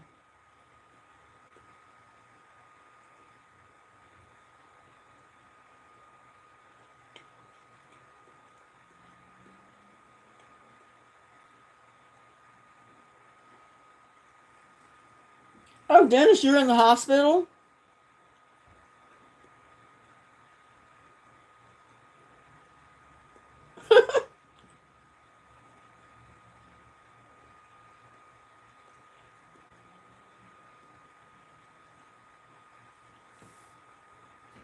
Yep, because life is like a box of chocolate.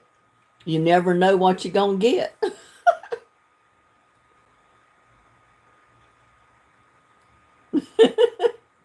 Okay. Thank you for setting me right, Dennis. Now we know. I don't know why I've always had that trouble with Dennis and Denise. I mean, you think I could keep them straight, but I've been that way my whole life. I never could keep them straight.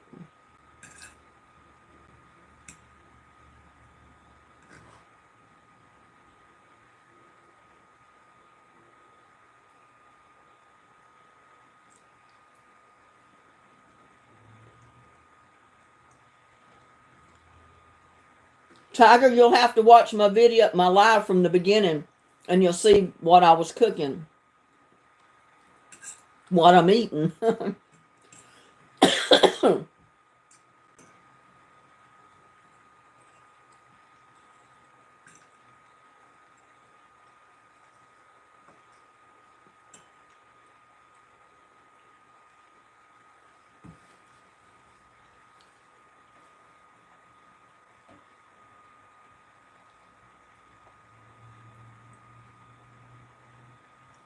And Bella's Whisper Farmstead, hello.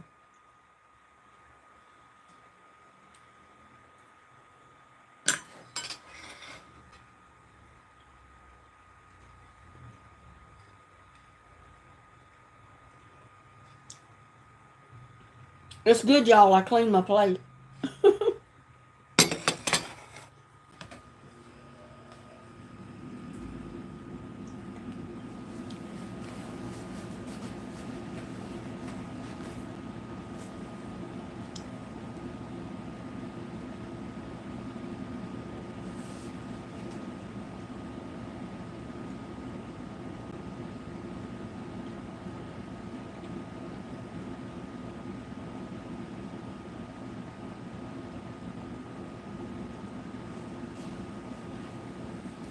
Oh, I feel better now. My tummy's full.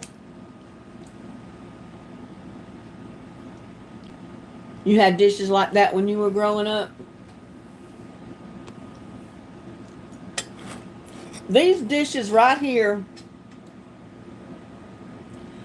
this Corel set of dishes, I've got the whole set. They're probably 50 years old. And then I've got another set of good china up at the top of my cabinet that's in blue, but they're not Corel. They're a good china trimmed in a gold trim.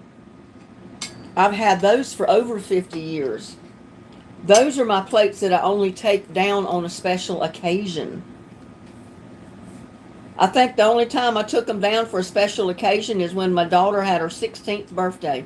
I let her have a sleepover for her 16th birthday. And we fixed hot dogs, chili, and stuff on a bun. And do you know what? I served them in good gold trim china. And they drank their Coke and Pepsi out of real crystal glasses. So it was nothing but hot dogs, but we fancied it up. And the kids thought it was something really great because it was all girls, you know, all 16-year-old girls. So to them, the good china and the good crystal, that was, you know, pretty neat. And monogrammed silverware now. Can't forget that.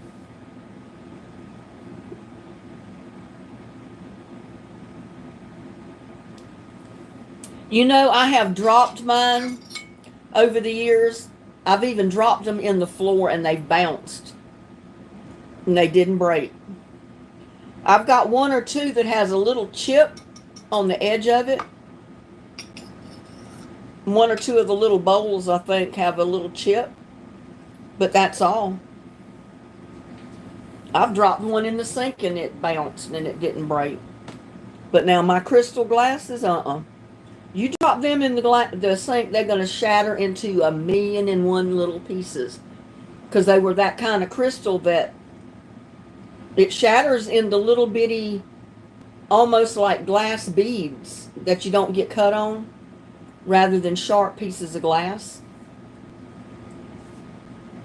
But I don't think I've got but just a couple of those left in my cabinet anymore. I think we broke all of those, the good crystal. I've got monogram glasses, but they're not crystal. And they're in the cabinet. I mean, they're stacked away somewhere. I don't use them. I don't take them out.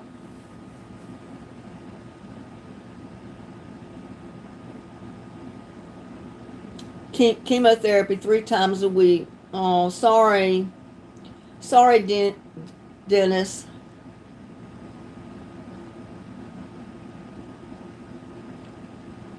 Yeah, blue eyes and brownish blonde hair, 56 years. I have cancer. Oh, I'm sorry. That is not fun stuff. I was diagnosed with it years ago. I had to go through the chemo and all that stuff.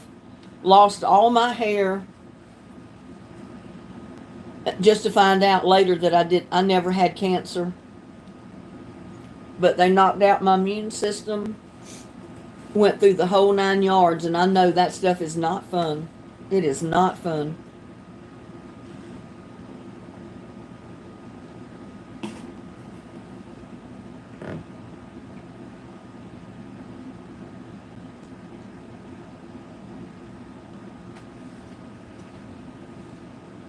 Well, I remember growing up when I was a little girl. You know what our china was? I don't know if any of y'all remember it, but it was melamine.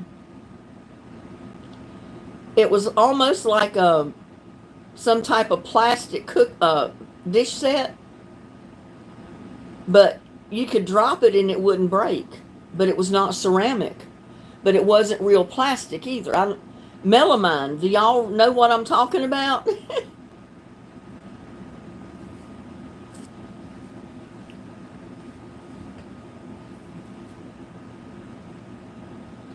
Well, I lost all mine. My doctor warned me and she said you might want to go ahead and just cut all your hair off because it's going to fall out. Well, I wouldn't listen to her because I didn't want to lose my hair. My hair was long. I got in the shower one night. Oh, scared me to death. Well, I expected it, so. But all of a sudden, I had clumps of long hair falling in the bathtub. Because I have a shower and bathtub combo. So all my hair fell out in big long clumps that night taking a shower. So when I got out of the shower, if there was any of it left, I just cut it off as short as I could get it. And then eventually even the short parts fell out too. So I was completely bald. I didn't have a hair on my head or anywhere on my whole body. Melamine or Melamac, you still have yours? Well, that's the kind of dishes I remember my mom having. And a lot of people loved them, especially if you had kids, because you couldn't break them. I mean, they were pretty hard to break. I don't have any of them. I think I've got a set of cups that are that type of stuff. Let's see. Oh, they're little cups.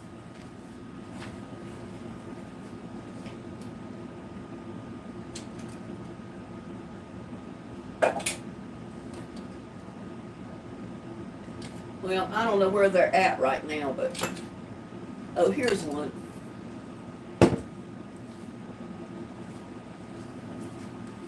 Melamine, I was right. I've still got probably 6 to 8 of these little cups.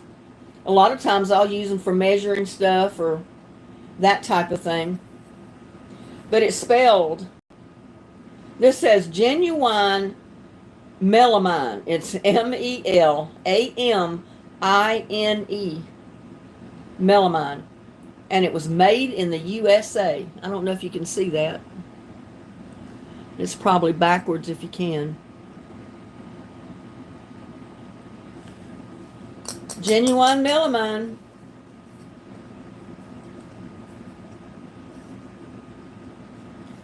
This one has a crack in it. I probably should throw it away, but it's not broke all the way through. It still holds water and everything. So I still have it. I don't know why. I think that was probably the very first set of dishes I ever owned in my life. When I first moved away from home was melamine. And that was probably the cups left from the set. I don't have any of the dishes or the bowls, but I've got the cups. Maybe it was because I used the cups less than anything else. I don't know. It's crazy.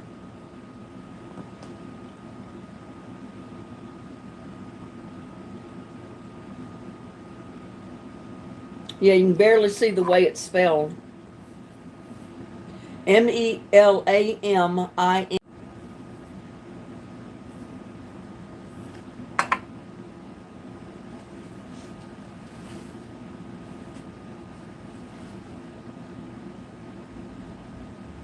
Oh, your dad passed away in December 31st of 23.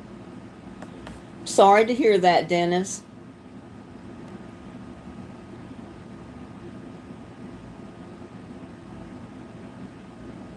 Yeah, Dennis, I hope you always come to my lives and watch my videos. We're so lucky to have you.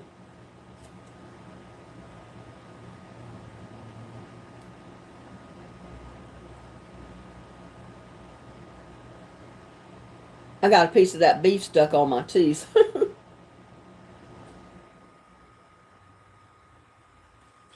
Got it.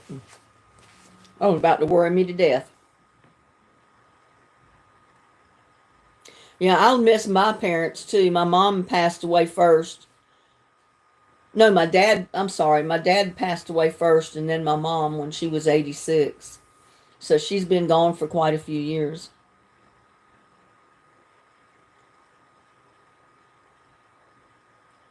And we love the men viewers. I think we scare the men off sometimes. Because like Kai, he said, you have a lot of, what did he call them? Oh, he said, you got a lot of old lady cougars in your chat.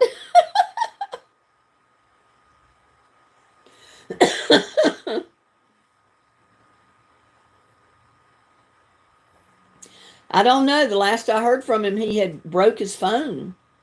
And he was online in our chat for just a short period from his work phone or work computer or something. That's why he didn't stay in chat very long. Anne said she was 14 when her mom died. That's too young to lose your mom.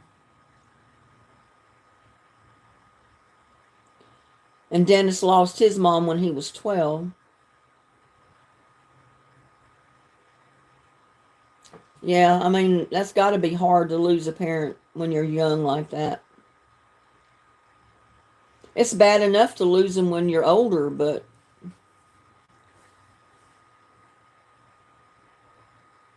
I mean, you're not really prepared, but when they're getting older and they're sickly, it's just a matter of time, before you're going to hear that they're gone.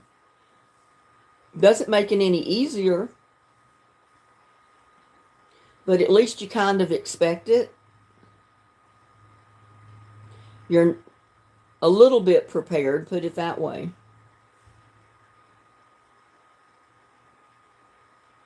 Yeah, my parents are gone. All my grandparents are gone. Most of my aunts and uncles are gone. Some of my nieces are gone at a young age, which was so sad. I have one niece that was only in her 20s, early 20s. She just got out of nursing school. She was healthy. Got sick one Wednesday, ended up in the emergency room on that weekend. They put her in the hospital. She never came home. She died that weekend. The illness took over that fast. And no matter what they did, nothing helped. Your mom was 98, Susan? Wow. That was a pretty good ripe age right there. I don't know if I'm going to make it to 98.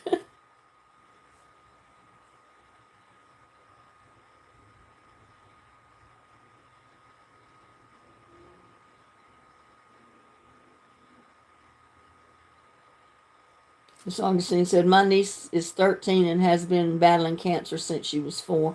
Oh, how sad. That's something a little child should not have to go through. But I know there's so many that do.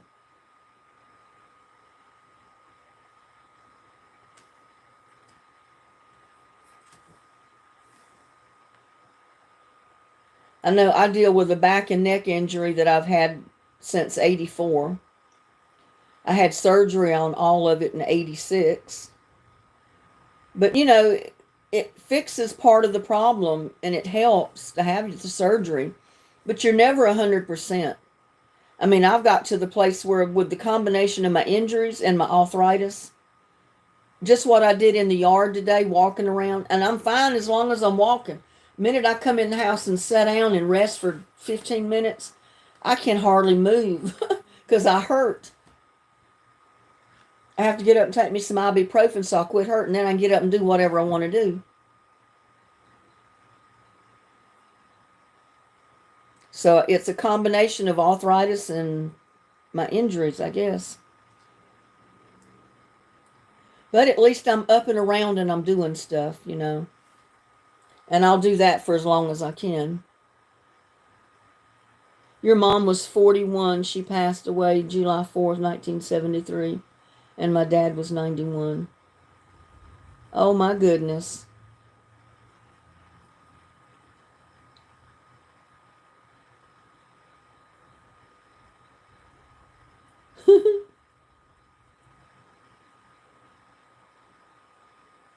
Well, you know, the doctor tells me with my hands, you know, my joints and my knuckles and everything, they get stiff. Now, this hand is worse, so these two fingers are worse than the other ones.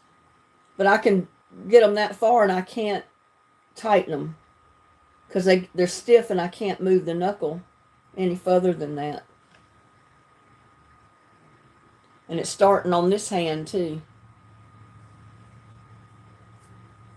And my knuckles are getting big. This one's pretty big. And you can see the bumps on that little finger. That's arthritis. But really, you don't, if you just glance at my hands, you'd never know I had arthritis. And my brother told me one time when I was home, he said, I know you're my sister, but he said, look at my hands, and everybody in the family's hands is like that. They were almost deformed with arthritis. And he said, and yours is not that way. And I'm only a year older than you, he says. I said, well, it's got to be the climate I live in, partially, plus all the vitamins I take can't hurt. But I think it's the climate most of all. It's a dry, hot climate here, which is a lot better for someone with arthritis. Because when you're in a cold, humid, wet environment, it makes the arthritis 10 times worse.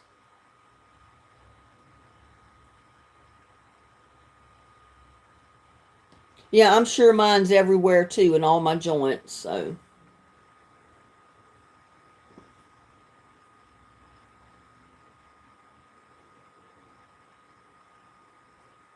and they say tomatoes are the worst thing you can eat. Now, I don't mean just eat a tomato and then go for months and not eat another one. I mean when you sit down and basically live on tomatoes, they say are not good for people with arthritis. There's something in the tomato that aggravates arthritis when you have an overabundance of it.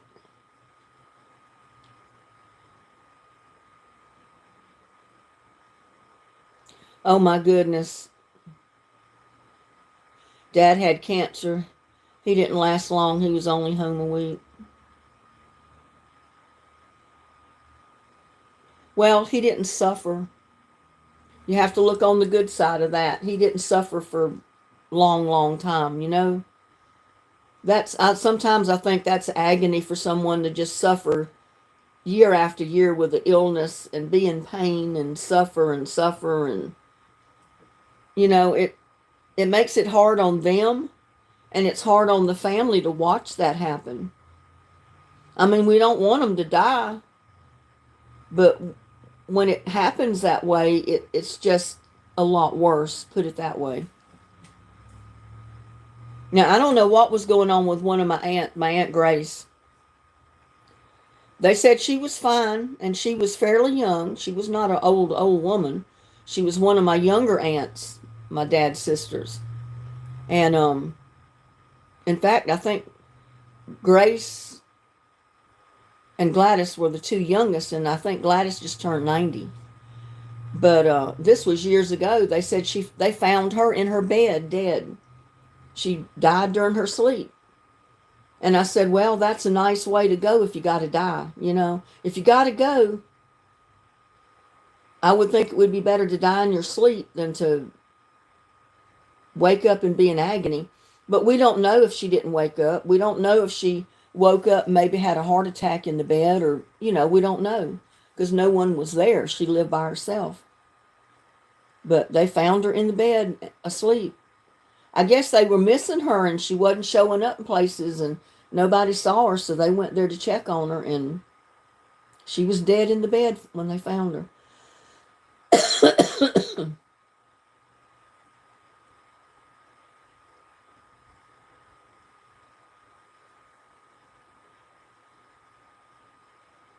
I know Connie is a trooper. I got to get me another bottle of water, y'all. Oh.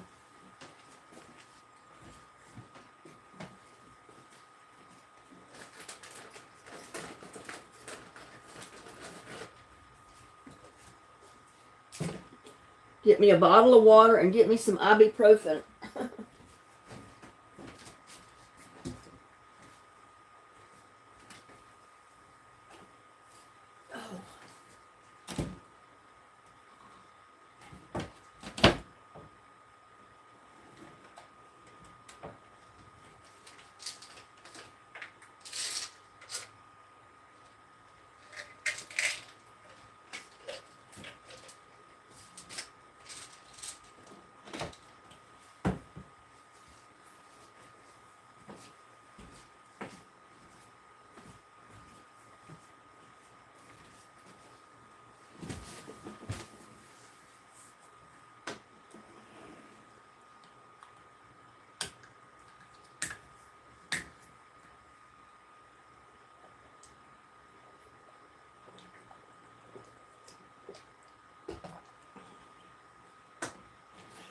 At least while I'm sitting here taking my break, resting before I clean up my mess in the kitchen,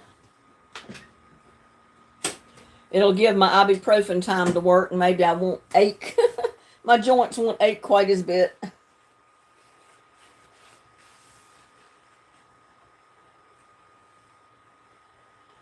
But it's even worse since I fell in the backyard a few years ago. I tripped over the rock that was at the step. And I had my arm full of bean poles. I was going to move them from one area to the other. And I tripped on the edge of my flip-flop on that rock, and it flew me for a head loop. I landed on all fours, and it did such a jolt to my legs and my body till I don't think I've walked correct since then.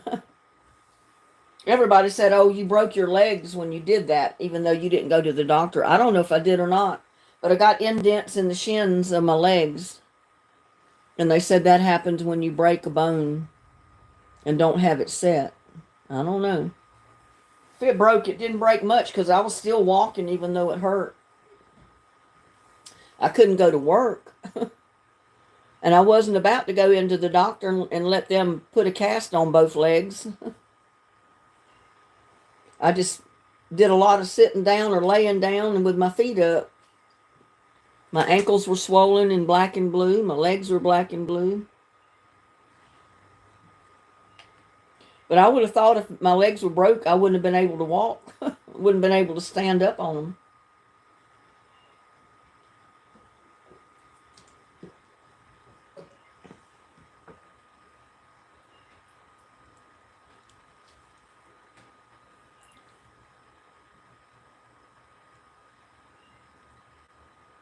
Dennis, you leaving us? You have a good night then. And maybe we'll see you tomorrow night on my live that's scheduled. I won't surprise you with that one. At least it's already scheduled. Oh my God. And they're buck caterpillars is the ones we have here where I'm at. Those black and green fuzzy things that sting a million times when you touch them once. Oh my God, I like to have heart failure today. I pulled those onions and went over to the water to wash the dirt off of them. And I felt something on my wrist here. I had one of them buck caterpillars right there. Oh my God, I flung my wrist like that and he went flying. I don't know where he ended up.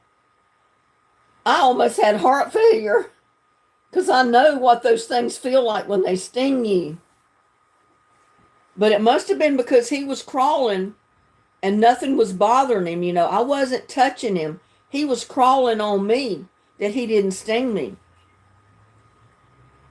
Because I just barely touched my fingers and knuckles here into one time trying to pick some beans or something one day. And I just touched him, and I jerked back as fast as I could. And I thought it was just one sting, but I had about 30 or 40 stings on my hand from that caterpillar. It burnt, it hurt. Oh my God, it seemed like it burnt and hurt forever. And I heard from Randy, she sent me a picture of the ones they have where she's at. And she has the saddleback caterpillars where she lives. And they sting you too. But I've not seen the saddleback ones here. But we do have the buck. They're B-U-C-K, buck caterpillars. They're more of a moth caterpillar. That must be a warning call. This is an emergency message. A severe thunderstorm warning has been issued for your area. Yep. I thought it because you always hear that beep, beep, beep before they give you an emergency. That's why it's looked so dark and cloudy here today. I've not seen the sun all day. And I checked the forecast and it didn't say anything about storms, but it did say we had like, I don't know, 39, 40 some % chance of rain. I think I hear thunder in the distance. Yeah, that's why I didn't want to water, because we've got chance of rain today, tomorrow, and then the next day. And my garden's already wet. I lost 1 or 2 plants when it rained the other day because we got right at 4 inches in one evening. So I had 1 or 2 things that flooded. That drowned in the pot. Not many. Most of them drained well enough that they didn't drown, but I feel like I got a hair on my mouth. He's outside. He came in and got something to eat while I was cooking. And then I let him out. He's probably laying on the table out there.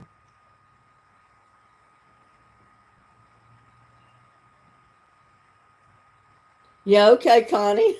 We can give one another moral support, huh?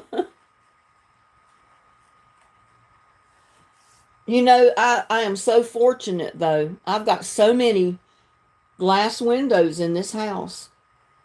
And over the years, we've had many hailstorms. And we've had some pretty good sized hail with the wind blowing. And I've never yet had a house window broken out by hail. Thank goodness. It could happen. But so far, I've lived here as long as I have, and none yet. I've had hail damage to my car before, not to my windows on my house. It hits the house so hard, it dented some of the metal. Because I've got aluminum siding on the outside of this house. And there was dents in it, and my shed the same way. And I filed it on my insurance company, and they paid me for the damage, but I never did get it fixed. I said, it's just going to hail again. Well, I'm not going to change out the paneling on the shed.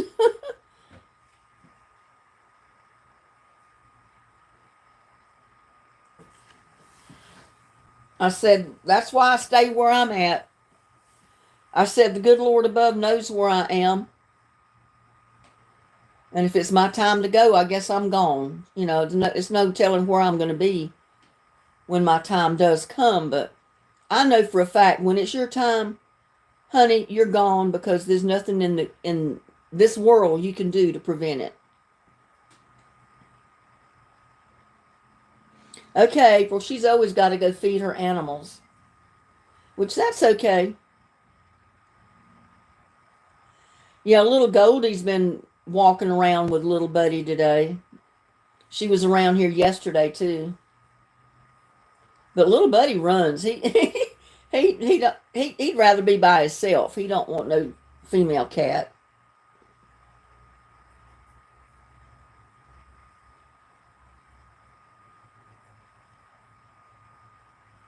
You got a baby in your arms, one of your little doggies, Susan?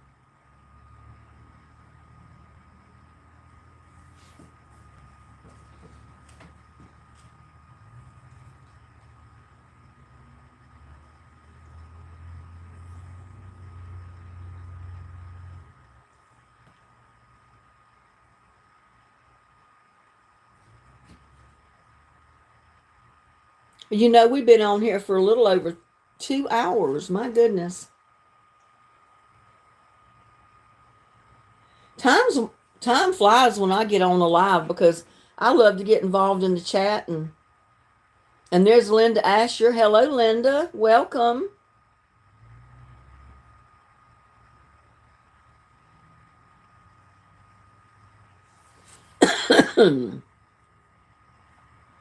What part of the city do you live in? I live in Falmouth, Kentucky. I live in Granbury, Texas. North Central Texas is where I'm at. I'm originally from North Carolina, though. Little town called Atkinson, just about 20 miles from Wilmington, the port city. Right along the coast, the beaches. That is a biting fly. He just got on my leg and bit me. Yeah, but I've got those buck caterpillars all over my yard, my garden. They're coming up on my sidewalk, up on the porch. I guess little buddy knows to stay away from him because I don't think he's gotten stung yet. I don't live in town. I live on the outskirts. I live in a homeowners association just at the edge of town. Yeah, it's a long way from Kentucky.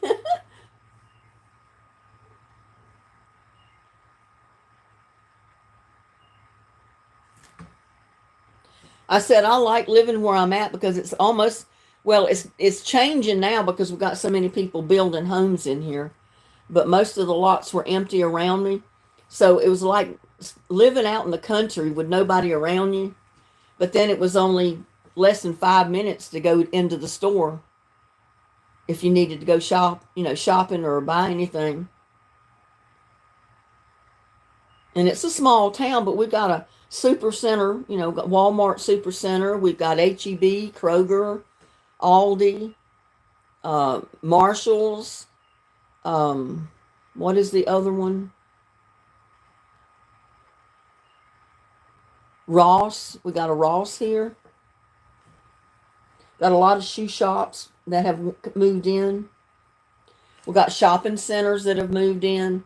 So, and we've got so many restaurants. If you go out to eat, you can take your pick of restaurants and find any kind of food you want. You don't have to drive to Fort Worth anymore. Years ago, when we first moved here, we'd have to drive to Fort Worth to go to a decent restaurant because the only thing there was here in town was an Oriental restaurant, and we had a Burger King and a Burger Queen. No, Dairy Queen and a Dairy King. Mostly sells hamburgers and stuff like that. We didn't have too much. We had a round-the-clock grill. It stayed open all night.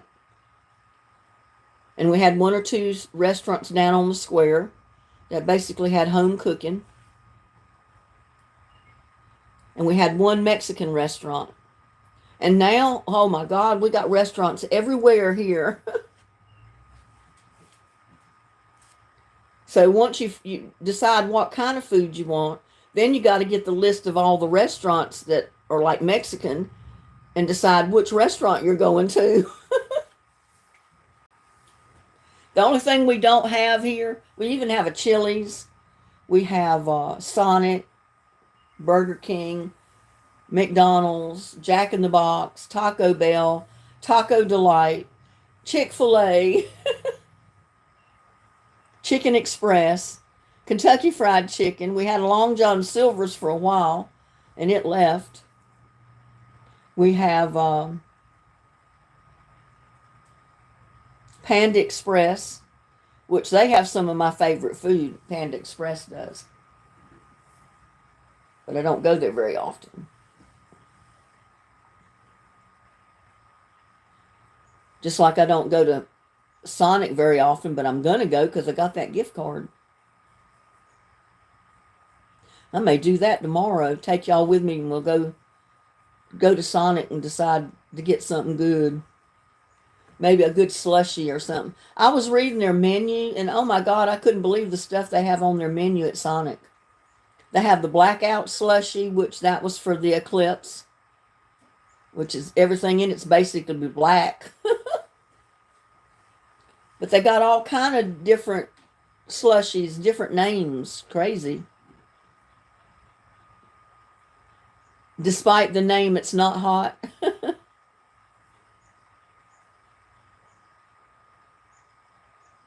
Try the Costada Explosion Salad at Chili's. You know, it's been years since I've been to Chili's, and the last thing I got when I went there was a Philly cheesesteak sandwich, I think. It was pretty good. But I tell you what, I wanted it because I remembered the one that my daughter and I got at the football stadium when we went up there to watch the Dallas Cowboys Super Bowl one year. First real big Dallas Cowboy ball game I ever went to. And we got a a Philly cheesesteak sandwich, and we cut it in half because it was so big. And my daughter and I ate it, and it was so good. And that's what I had in my mind when I went to Chili's and I ordered that Philly cheese sandwich. It was good, but it was not like the one you got at the ball game. It was good, but I was a little disappointed because I was expecting the one just like I got at the ball game at the stadium, but it wasn't.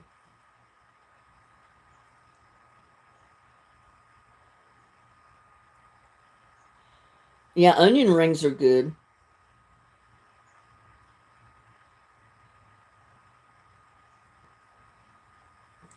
Susan, my Bentley, is a she, Zulu. Missed me so much, him while I was in hospital for 1 month. Oh, I bet, Ann.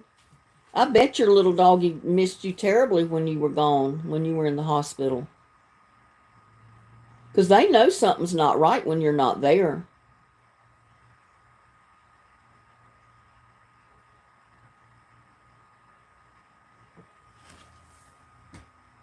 Well, I could live in the city, but they'd have to give me a great big backyard. Because I like to grow stuff. And most of the time in the city, you don't have a yard to grow anything. Except maybe a patch of grass if you're lucky.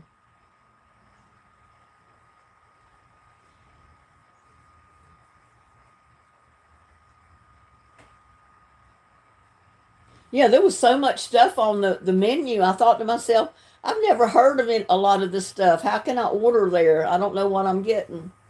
But they had the menu, and then they had the ingredients that was in each different drink. But I don't remember the names of them. But some sounded pretty good.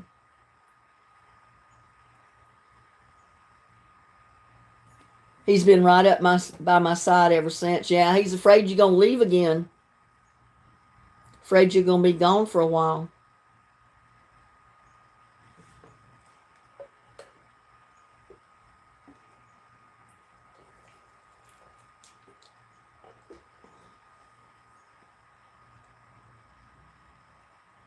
I know, I can hear it thundering in the distance back over here. And it's still darker than all get out outside. It looks almost like just before dark at night, or either just as it's starting to come daylight in the morning, you know, when it's still almost dark.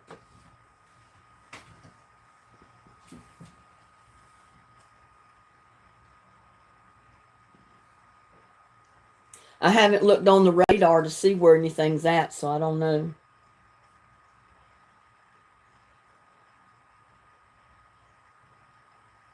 But, you know, it may or may not storm here. It may just look like it's going to, and it might not ever drop a rain. Let's see if I can bring up what they're forecasting. But when they call you on that emergency line, you know the chances are up there.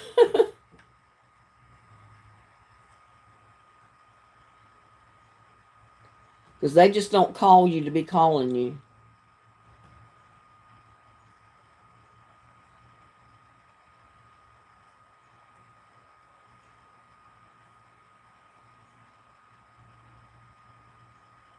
The box stops right at me. That's usually the way it goes. It's all around me, but it never quite makes where I'm at. I hear thunder and I hear the lightning. I hear all kind of ruckus, and it gets darker than Hades, and looks like the bottom's going to fall out, and then it never even rains sometimes.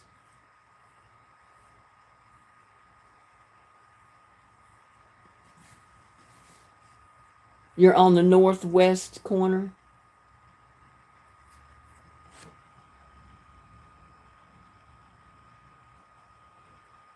Yeah, I can keep hearing that thunder rumbling in the distance. But not all of it is warned. I can't get my...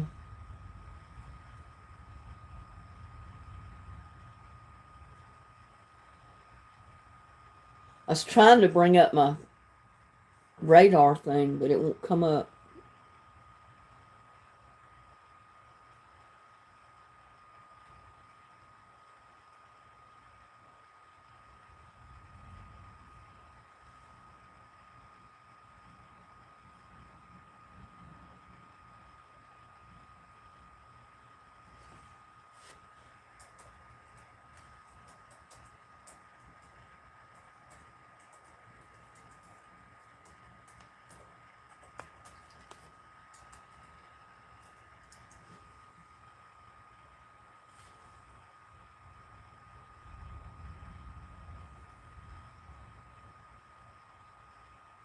%70 chance of rain at 8 o'clock.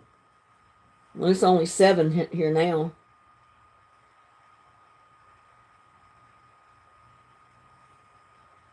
So we might get rain through the night. There's like 70 and 80% chance of rain all night.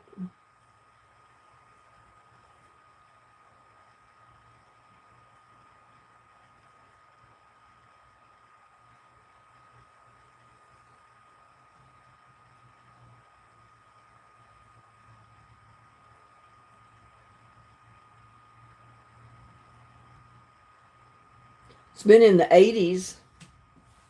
It's going to be 89 Tuesday. That's a little bit warm.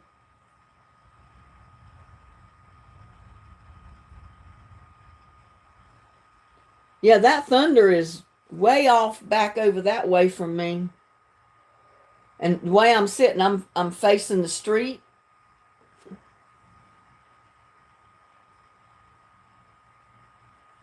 But it's not real close, but looks like the Dickens outside.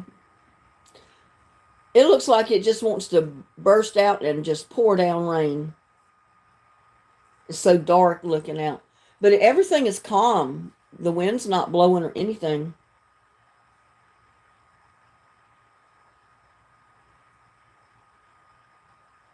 Oh, you got your friends going with you to your appointment tomorrow?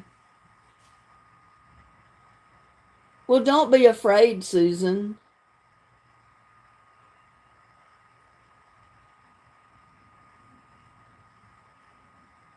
Well, that sounds good. Maybe the sun not being out will help keep tornadoes away from us.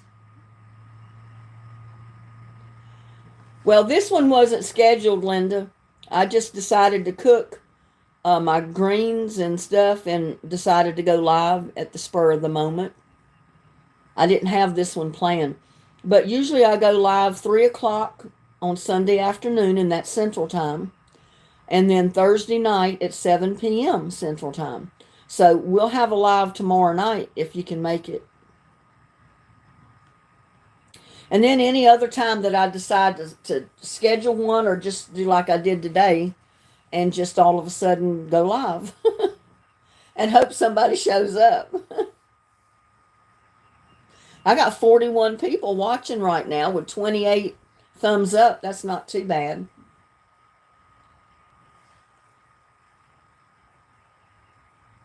The ear itches. My hair Tickles my ears.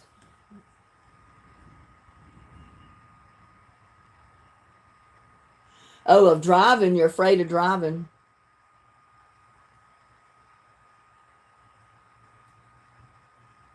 So the weather's going to be that bad tomorrow? Shame on you, Susan. You forgot to do the thumbs up. Well, I'm up to 30 thumbs up. 41 watching. It dropped to 39 now.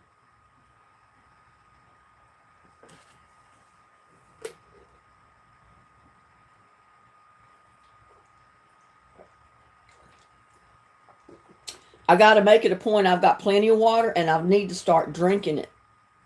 So from now on, when I get thirsty, the first thing I'm going to do is grab me a bottle of water. I might drink something else after that, but I'm going to drink my water first. Yeah, I don't like driving in Dallas. I refuse to drive to Dallas. I don't like going to DFW Airport because, oh my God, that is a disaster.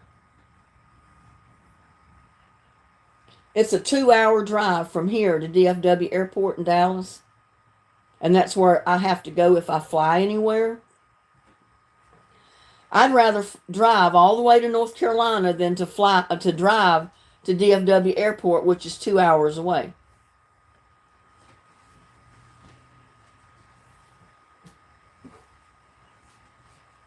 I don't like the mix master. I don't like the traffic.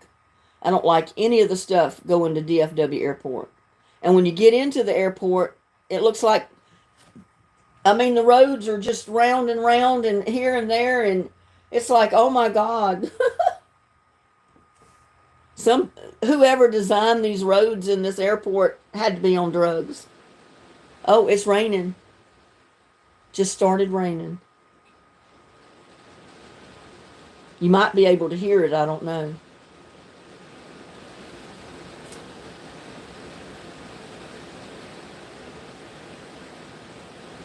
Of my great-grandmother, the way she cooked. Well, I'm so glad you found me, M. Largent. Glad to have you. Thank you so much. I'm glad you like me in my videos. I just try to be myself. I don't try to put on any fancy skidded video. I just do my stuff. You see what you get, you know. I make mistakes when I'm doing videos and you see all my mistakes.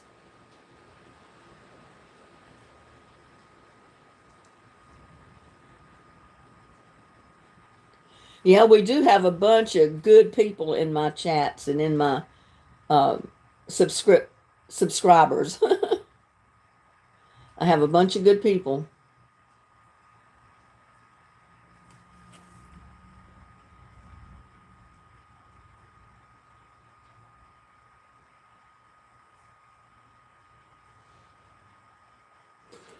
Oh, man. Now the ibuprofen is going to make me sleepy. It's too early right now to go to sleep, though. It's only 8 minutes after 7. Got to wait a few more hours before I go to sleep. I don't want to be up all night. I think last night was the first good night's sleep I got in 4 nights. Because I had 3 nights where I didn't sleep 5 minutes all night. Made me kind of dingy the next day. Didn't know if I was coming or going.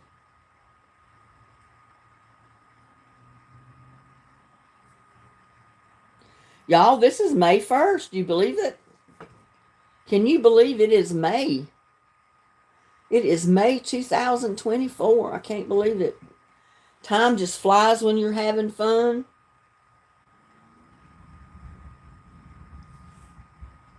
Well, that was a quick little spurt of rain. It's quit already. But I still hear the thunder.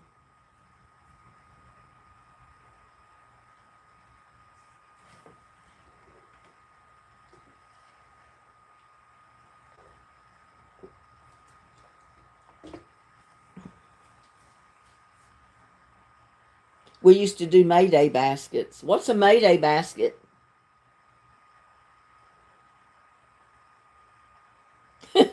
Hasn't gotten to you yet.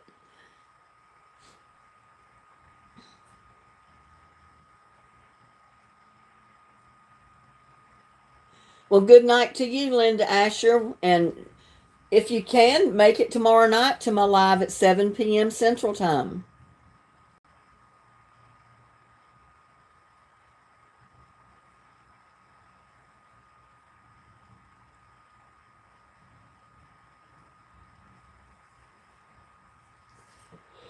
Oh, man. I ought to know I get my belly full. I sit down here and take some ibuprofen and quit hurting or aching. That it's going to get me sleepy. It always does. Almost like eating a big turkey dinner.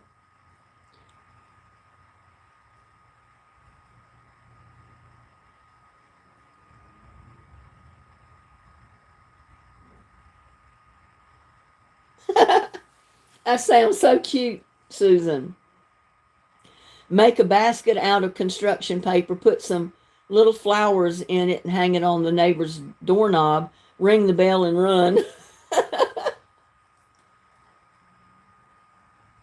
I've never heard of anybody doing that on May 1st. Okay, Connie, we'll talk to you later. I'm going to wind it down, y'all. We've been on here for two and a half hours. I didn't intend to stay on here that long. But like I said, I get to chatting with my people. I lose track of time.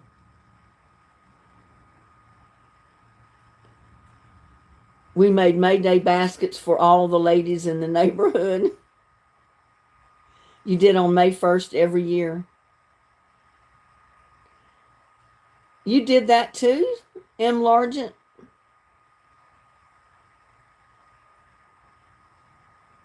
That sounds like a fun thing to do, and I bet all the neighbors loved it.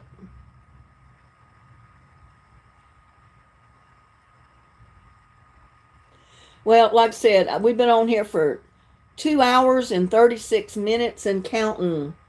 So I'm going to wind up, I think. And some weeds. You didn't put no funny brownies in there, did you, Susan?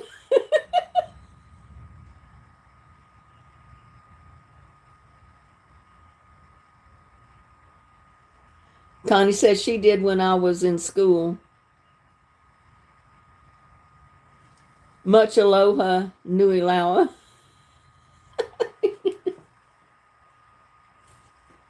Oh my goodness, y'all. We thought they were flowers. Made all the ladies happy. April says, I want some of them brownies. I'm not sure I do. I've never had any of them funny brownies. I'm not sure I want to get any.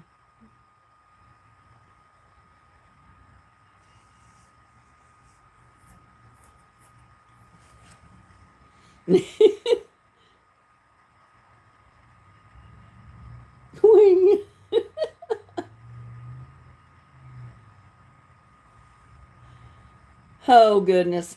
Well, I keep saying I'm going, but then I start reading comments and I can't.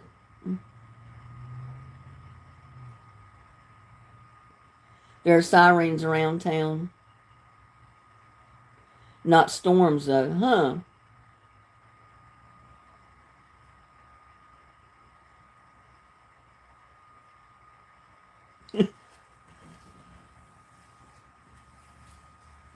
I'm sticking to my chair. I got shorts on.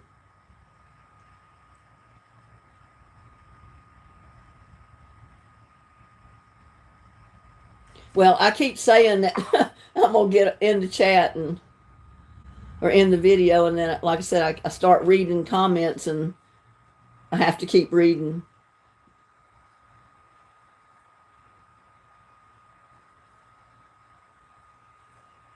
I need to get to cooking. My husband and son are hungry. Made strawberry shortcake for dessert. Oh, that sounds real good.